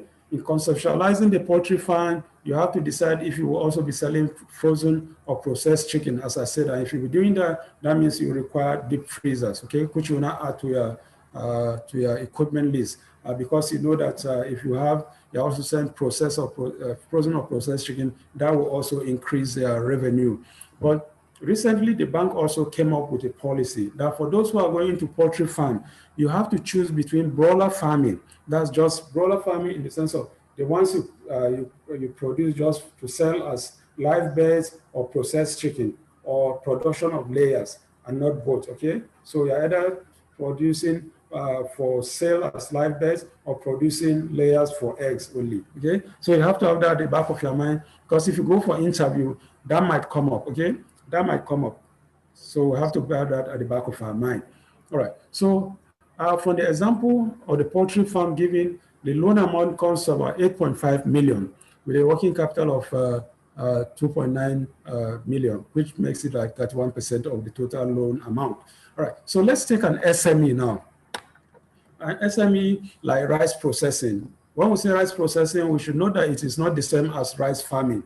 Because rice processing is different. That's processing the paddies to become rice, which you now sell. Okay. So for this one, you will need equipment like the stoning machine, rice polishing machines, etc. Okay. And then your working capital on the other hand will be for purchase of paddy rice, pay salaries, utilities, and other administrative expenses. So in this line of business also, you should note and remember that you have to adhere to the 70-30% ratio. Okay. That is also very important. So another example of SME, if you are, for example, going into catering services, for equipment, you will need things like industrial cooker, chillers, deep freezer, food display unit, kitchen utensils, selling, serving plates, shelving plates, and then furniture, okay? So you need that one, you have to break that one down in for your business plan also, indicating the amount for each of these items. And then where your working capital for the catering services will include your rent, your salaries, foodstuff, and fuel. So that is how you break down also for catering services. So we're giving two examples of SME and one for agri, okay? So one key point we have to understand is determining what is equipment and what is working capital, okay? We should learn to classify them properly. If not, the bank will slash down your figures, okay? So we need to know what is an equipment. We need to know what is working capital. We should not mix them up, okay? We'd like to give the example of somebody who used furnishing, okay? Instead of furniture under the list of equipment. And when the bank went for interview, the bank insisted that furnishing is under working capital and not equipment. Because if you had written furniture, it would have been approved as an equipment, but not as a working capital. So we should note that, and we should learn to differentiate that. So another thing that we want to bring to your attention is that for working capital, the provision for working capital is not for the whole year. Okay, so these amounts that were stated under working capital is not for the whole year. The bank will only fund it for 3 months. Okay, he expects that after 3 months, the business should be able to take over and start taking care of the working capital. So if you indicate that your staff salary is 450,000, you should be able to explain that for 3 months, those 3 months, which is the bank will fund, that is what you're required to pay 5 staff at 30 naira per month, okay, for those 3 months. And thereafter, the business should be able to sustain, to be self-sustaining, okay? If you are in poultry, and for fees, you indicate 1 million, and the bag of fees is 10,000 naira.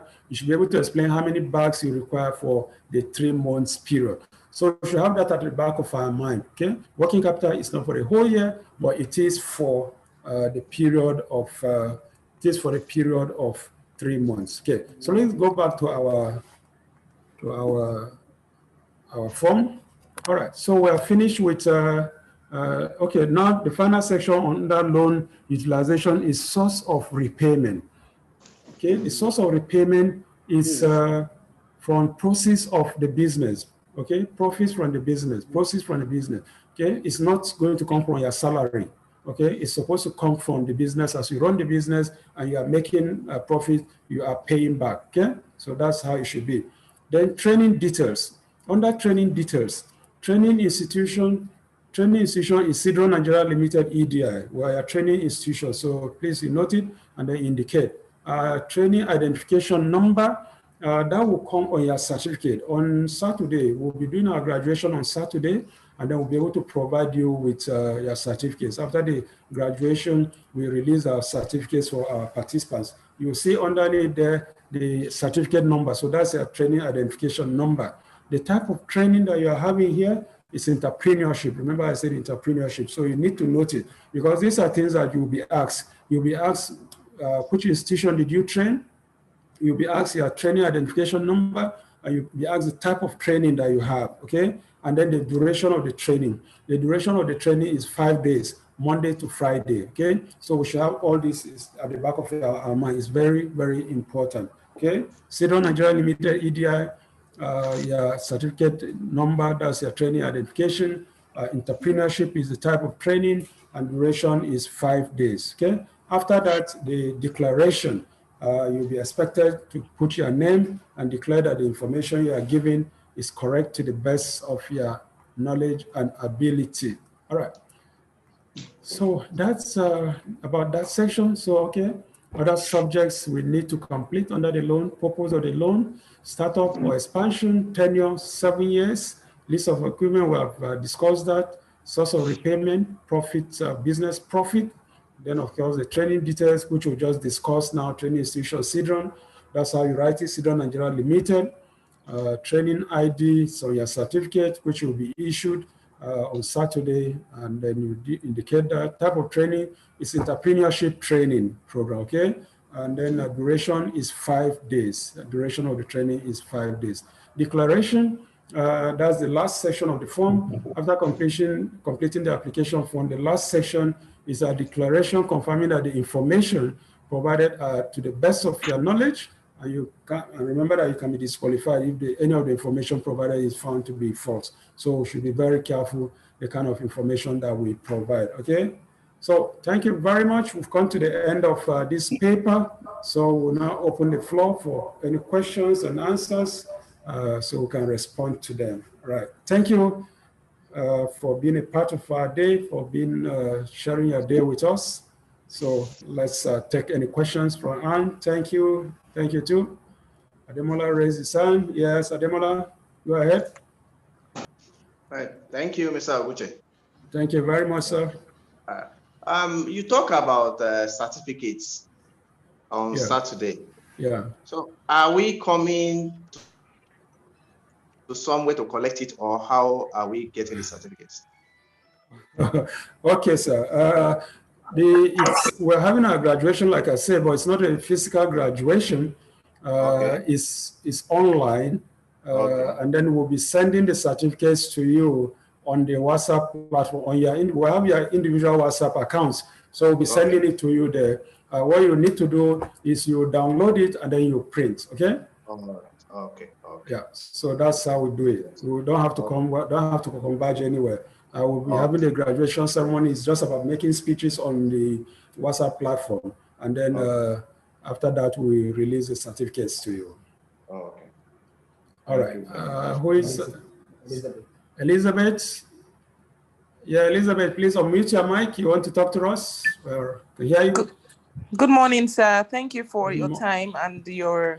I wanted to confirm, you were saying something about when we're repaying the loan, you were saying something about working capital being in for 3 months. Is it that we like maybe I apply for a loan and I say maybe 5 million, 70% of that 5 million will be for my equipment, then the other 30% will be for working capital. So the repayment of that 30%, is it in 3 months we pay it back, or how is it? I don't understand. No, it's not. It's not for in 3 months. What we're saying is that they will fund it for 3 months. Then they believe that after those 3 months, the business should be able to be self-sustaining. Fund itself. So all right. Yeah, fund itself. So they won't be releasing more for you in terms of the working capital again. But the repayment, the total loan is for 7 years. Oh, okay. Thank you so much, sir. All right, welcome. Thank you. Oh. Anayo, you have a question? You mute yourself and then you can ask your question. All right, go ahead. Hello? Yeah, go Are you ahead. hearing me? I can hear you. So I want to ask, in the form you are saying something. So this form, did you send this form in the WhatsApp? So how to fill the form? So that let me understand. And secondly, we are going to change the consumption of pen and other things, feed. But I see the price you put feed there, 10,000. Feed is not up to that. So I'm just asking, are we going to put the normal price they are selling feed, or are we going to make it a little higher? Understand? Because things are changing. You understand? Because even the price we are buying feed 3 months ago is not the price we are buying it now. So I want to understand so that when somebody go to interview, they say the price you put the feed, maybe it's not the cost of the price in the market, the feed in the market. So I want to understand, are we going to use this particular way you stated it here, or are we going to still use the normal and our own? Thank you. That's Okay, my thanks. my question.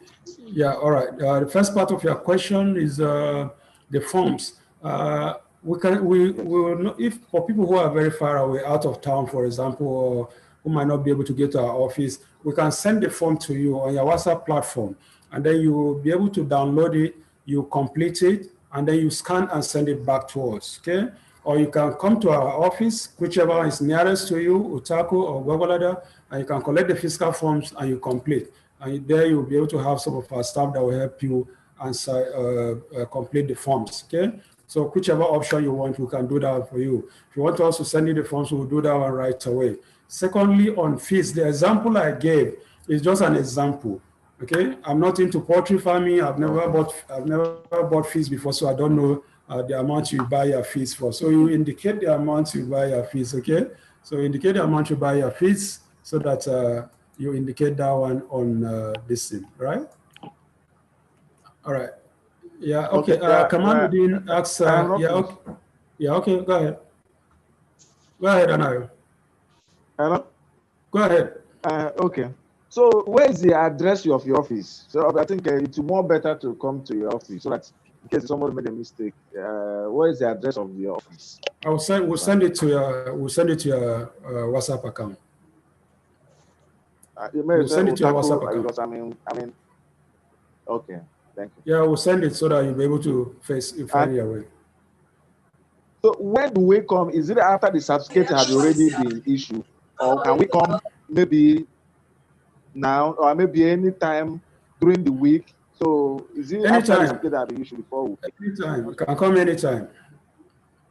Anytime. If you want to come today, you can come. You want to come tomorrow, you can come. Anytime. It's your choice. Okay? Okay.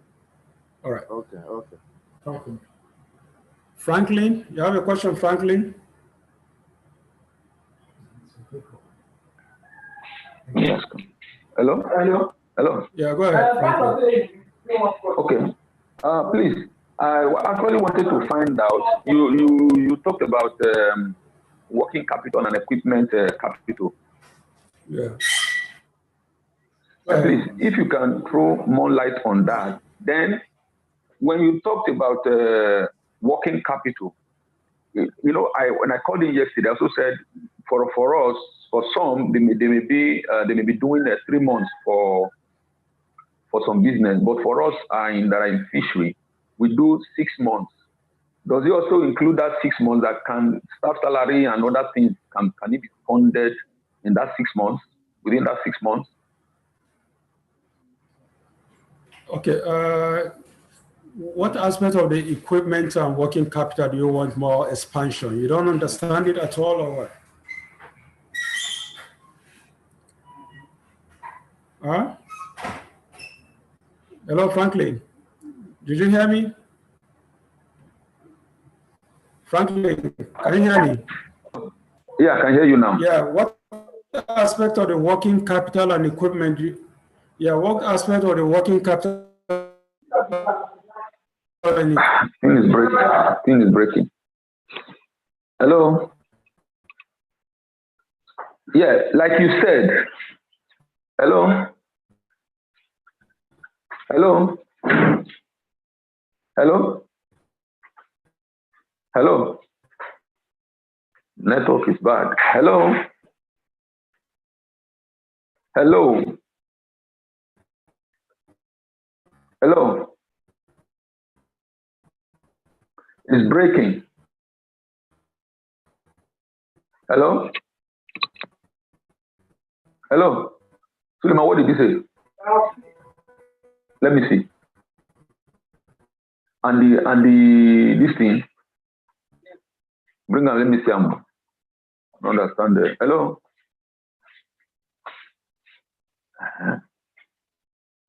Hello? Hello?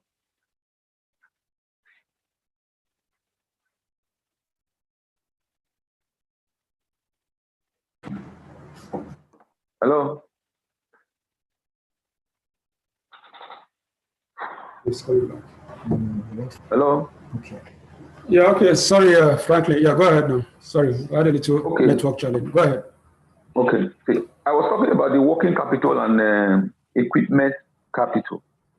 Yeah. I just said if you can throw more light on it, you understand? Just maybe if it is just 20 seconds or thereabouts, just to differentiate it. Then for those of us that are into fishery, yesterday, we don't sell until 6 months, at times 7 months, depending on the size that we're actually looking for. That is my question. Can the bank also fund our working capital to that extent, 6-7 months? Okay, all right, thank you. The equipment and working capital. Like I said, any business that you do, there is an equipment component. There is an equipment component, all right? I give the example of the rice milling, for example, rice processing. Okay, you have the stoning machine. But can you give us an example of fish instead of I'm not into rice? Well, I'm not. Yeah, fish, for example, you have your fish ponds, right? Yeah. You have your fish ponds. What other equipment you use? You have to have a borehole. You have to have generator. Okay, maybe a water tank. I don't know whether water tank and things like that. So those are your equipment. 70% of the money that you require for those equipment. 70% of the total amount of money required. If you want 5 million, 10 million, 7 million will go into those equipment, and 3 million will go into the working capital. And the working capital are your staff salaries, are the fees, okay, are your utilities for your light, for example, okay. So those are, and then the rent, those are your working capital. You understand? So equipment are the hard assets, and then the working capital are your day-to-day requirement for running the business. Okay, because the bank wants you to go into that business. They don't want people diverting money. I give the example of the lady that was giving 10 million for business, and she simply sent her daughter abroad. Okay, so to avoid that situation, even in the equipment, they will link you with a vendor to supply you those equipment. So they won't give you that 7 million. Okay, but the 3 million, they will give you the 3 million to fund your working capital. Okay, for the leasing of land. For the leasing of land, how do we qualify it? Is it equipment capital or working capital? It's working capital. Of land. It's working capital because that's rent. Yes, because that's rent. Because that's rent. Okay. Because so most of the equipment capital, one is connected to a vendor. Yeah, the equipment to a vendor. Okay, equipment capital. Okay, I get it now. Because they want the equipment supplied to you. They want you to go into that business. They want you to run that business, employ other people. Okay, and then the working capital for you to be able to pay salaries, for you to be able to pay fees, for you to pay utilities and the rest of those things, and pay your rent on that property. Okay. So now, can I also add in an additional question, sir? I get it clearly. An additional question for me now. I want to dig more ponds. Yeah. I want to dig more ponds. Then I also want to buy what do you call this pond, this handmade pond. The tanks. Tanks. That is the one they do in plastic, the one they do in Ibadan. Tanks. Yeah, plastic pond, the plastic tank. Then the concrete and the earthen pond also. So how will you classify these two? Are they still on working capital or still on equipment capital? Those ones are procurements already. Those are equipment. You're hiring people to dig and then make concrete for you. So those ones are already equipment. They are hardcore items. They are assets. Yeah.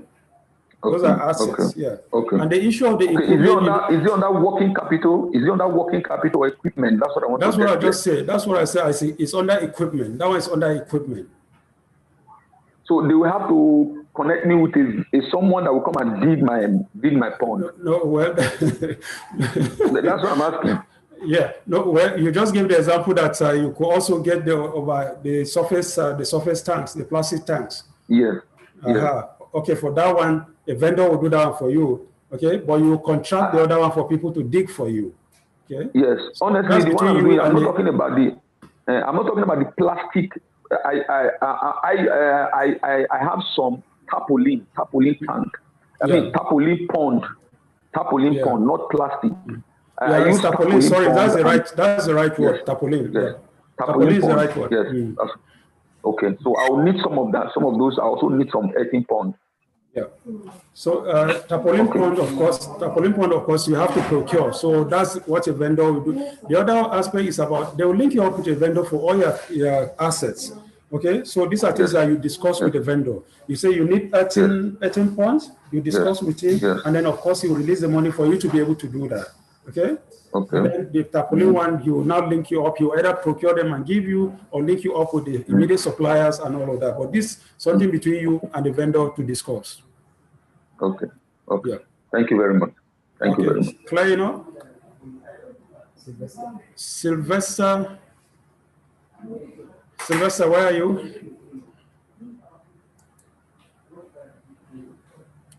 Hadiza, you have a question? Yeah, okay. All right, let's take Sylvester and then we'll take Hadiza. Yeah, go ahead. Yeah, good morning. Can you hear me? I can hear you, Sylvester. Go ahead. Sorry, I actually joined you late because I was having a network issue. Okay. My question is this. When I joined you, you were talking about government that's the releasing of 70% for equipment. Like I would like to go into rice milling business. Okay. So it says 70% for the equipment that is needed. And though when I joined you, you were talking about the difference between the processing, that which means, you know, like I want to find with me the difference. Let me say batch A now is the planting, then the harvesting, then the processing is another different stage before, if I hear you clearly. So which means of two different stages. Now my question now is this: if government is going to issue the 70% of the equipment that is needed for the farming, that's the rice farming, and 30% for the working capital.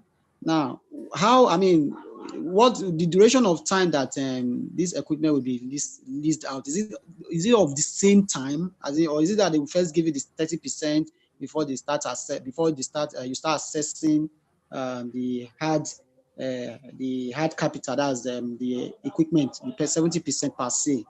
I don't know if you get the question very well. Yeah, I get the question very well. Hello, Mr. Ocho. Oguche is my name. So what is the difference? Mr. Oguche, sorry. The timing, you know, and the timing for the leasing out, the bank buying the equipment, or, you know, connecting you to the company that will lease out the equipment, and then the 30% for the working capital. Is it given at the same time? If you allow me, let me answer you, because you are repeating yourself on and on now.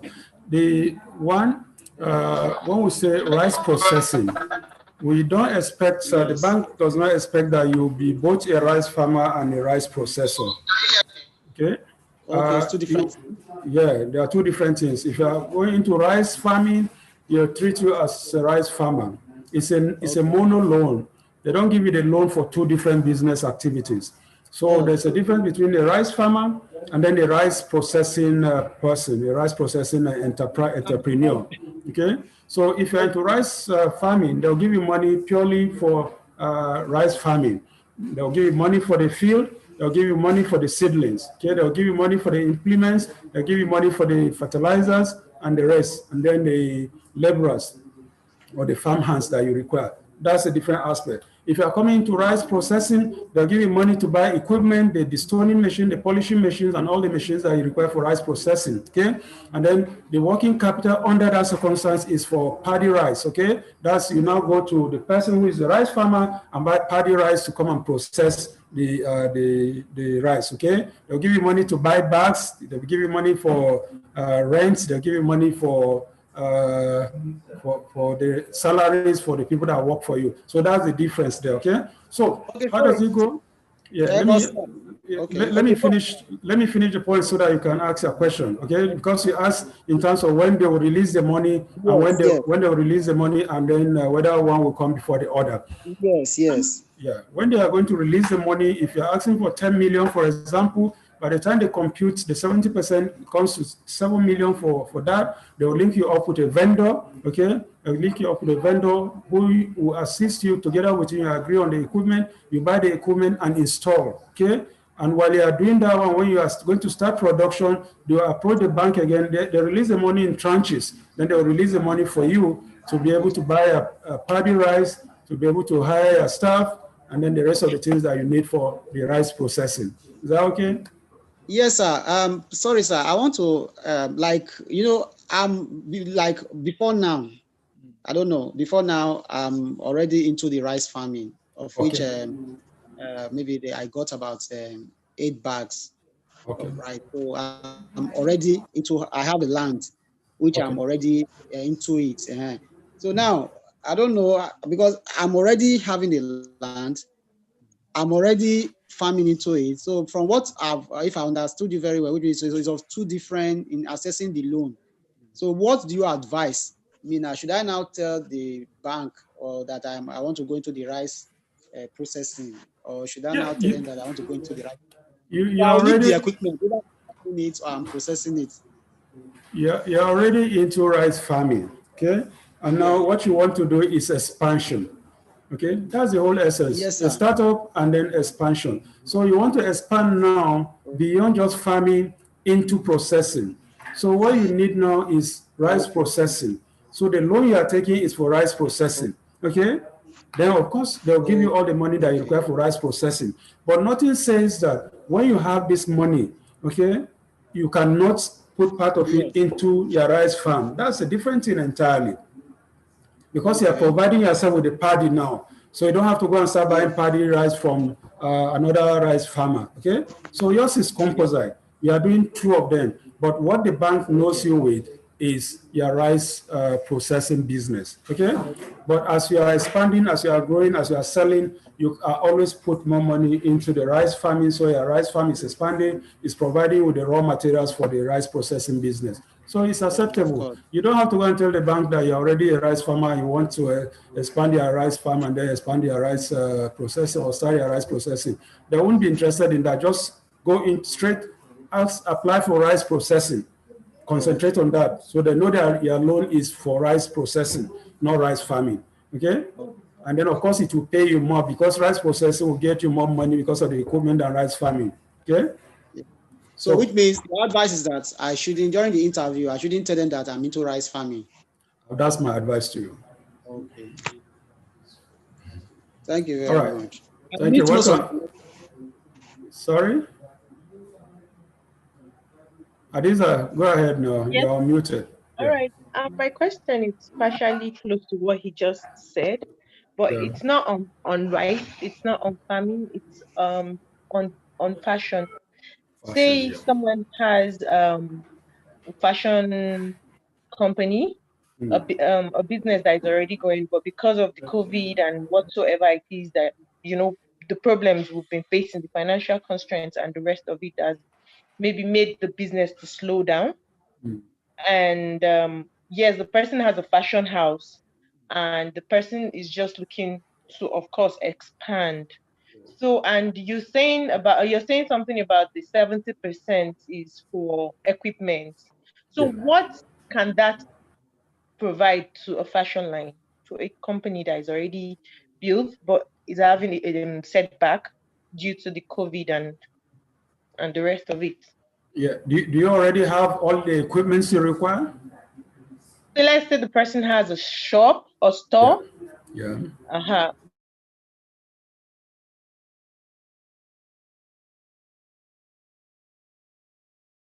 And what is the how am I going to put it?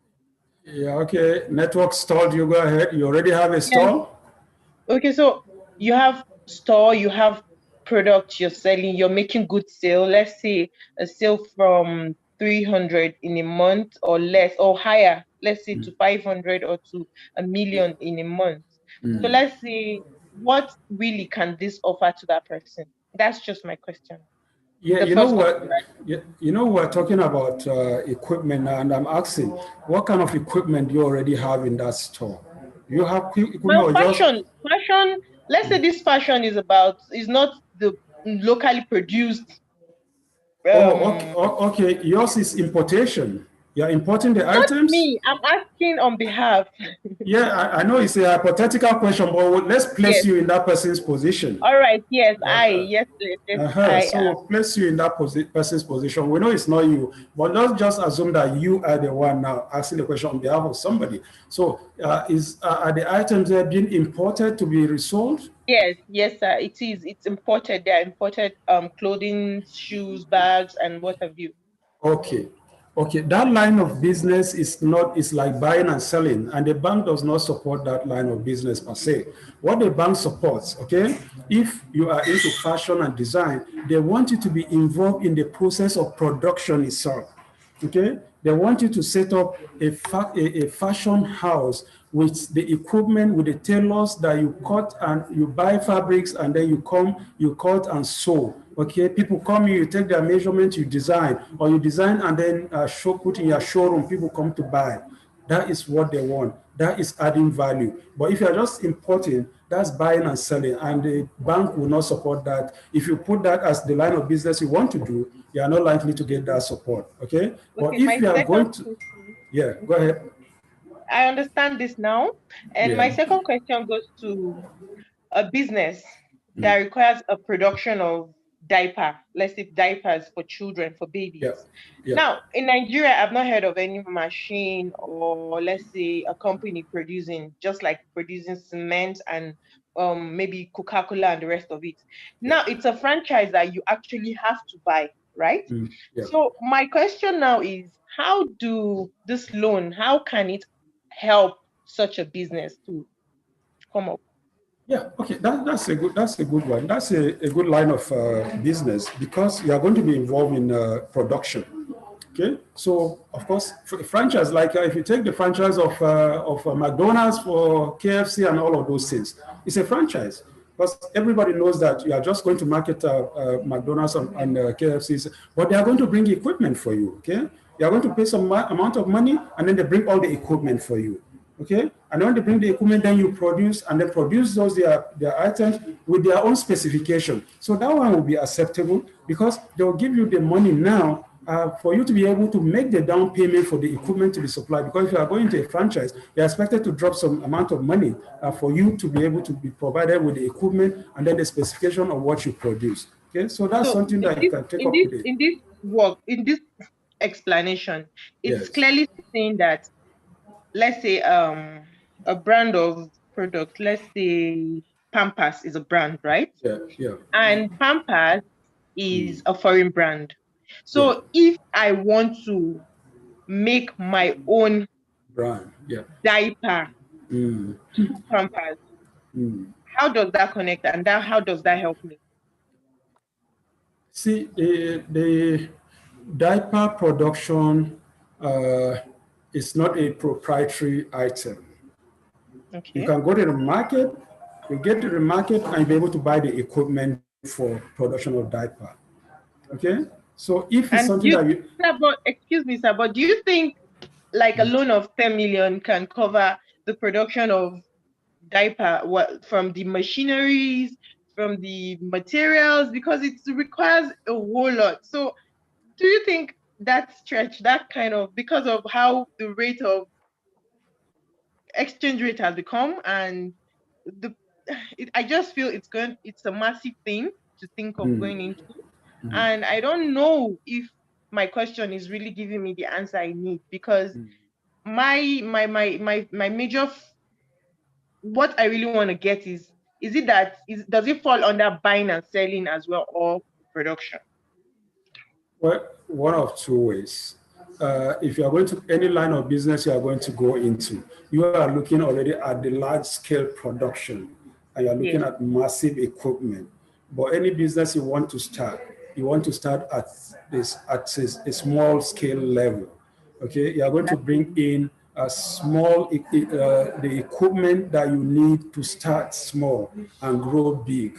Okay, so you need to make up your mind what you want. If you want large scale equipment, massive importation of equipment with all those chains, then of course that means you have to be looking beyond the 10 million. But if you want to start small and grow big, then of course you need something small at this level, and then before you begin to grow big. Diaper production, of course, locally, that is going to be a very, very viable line of business, because not many people can afford their Huggies and Pampers and those Huggies and all of those things. But if you start small and you are targeting the middle level, the lower level, who cannot afford the expensive ones, then that's the market that you target, okay? And as you are starting, you are improving and you are expanding and you are beginning to compete. So that's the way I think what you should look at. But it's a very, very good idea, okay? We see what's happening across Africa, when many young girls these days don't have access to daily needs, and then people are filling that gap. That is a very good observation, and I advise you want to go into that line of business, take it up, but start small, okay, and grow. Thank you, Adiza. Thank you, sir. So that tomorrow we'll have Adiza's Pampers, okay, line of Pampers. Yeah. Thank you. Welcome. All right. Okay, so who is on the line next? There are questions, so many questions in our chat box. Please have okay, you have already, who else, but I can't, okay, don't worry. Yeah, okay, Kamaluddin, are you gone? You asked a question earlier, I couldn't quite get it, I mean, I'm not sure you're there anymore. Kamaluddin, are you still around? You want to ask your question now? Yeah, Lizzie, you just joined us. You have a question? No, not at all. I don't. All right. Okay. Thank you. Welcome. Right. Thank you. Yeah. Any other question? Kamaluddin. Okay. Yeah, Kamaluddin. I can see. Yeah. Ask your question now, please.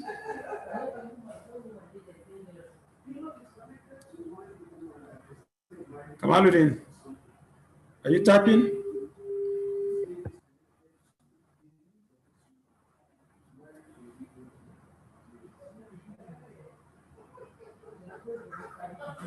Kamaluddin, I'm waiting for your question. I saw you ask the question earlier, but it's wiped out.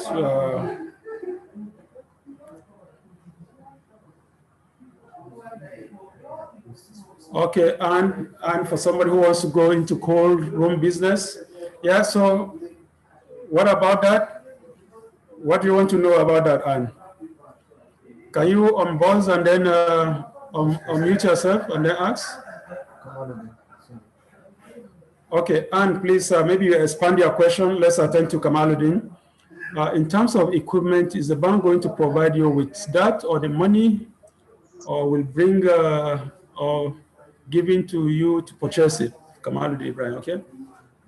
So also the loan payment, after what year or take will you start paying back? All right, Kamaluddin, thanks for your question.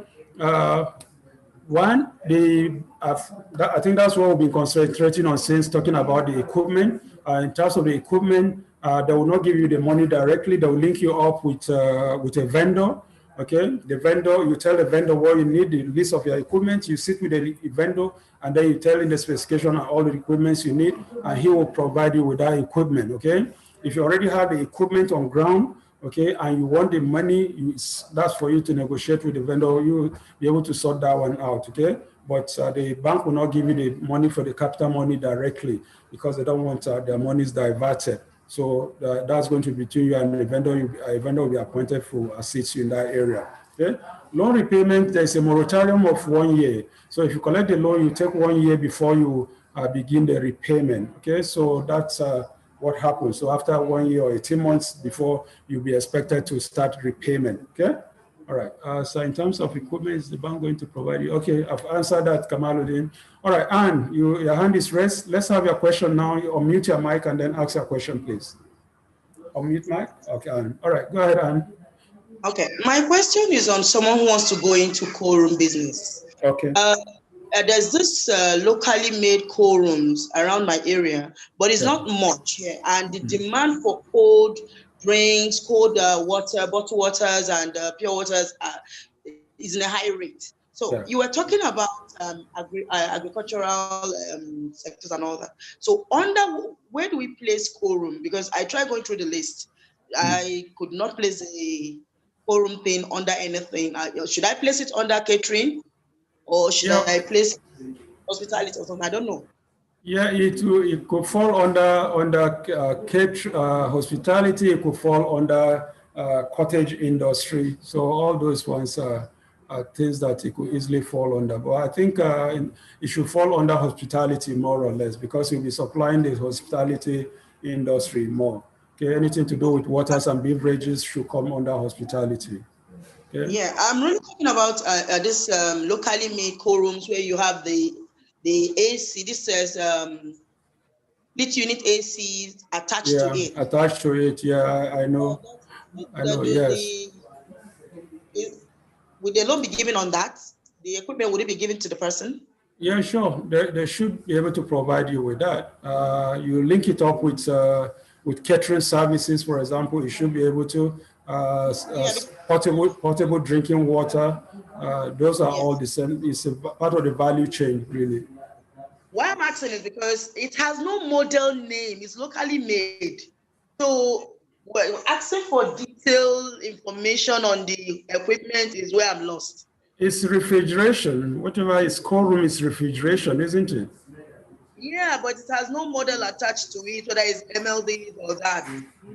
No, well, it's for you to describe what you want. It's refrigeration, and then of course everybody knows what that is. Cold room service. Cold room is refrigeration. You have cold room for either storing of meat or water, and that's refrigeration. Okay, thank you so much. It doesn't have to have a brand name like Samsung or Sanyo or so before you're able to make the point. It's refrigeration. Okay, thank you so much. All right. All right. Any other question? No, thank you. All right. Aderonke, you just say hi. You want anything? Is there anything you want? Aderonke?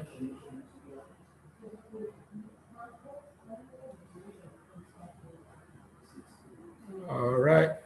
Okay. So any other question?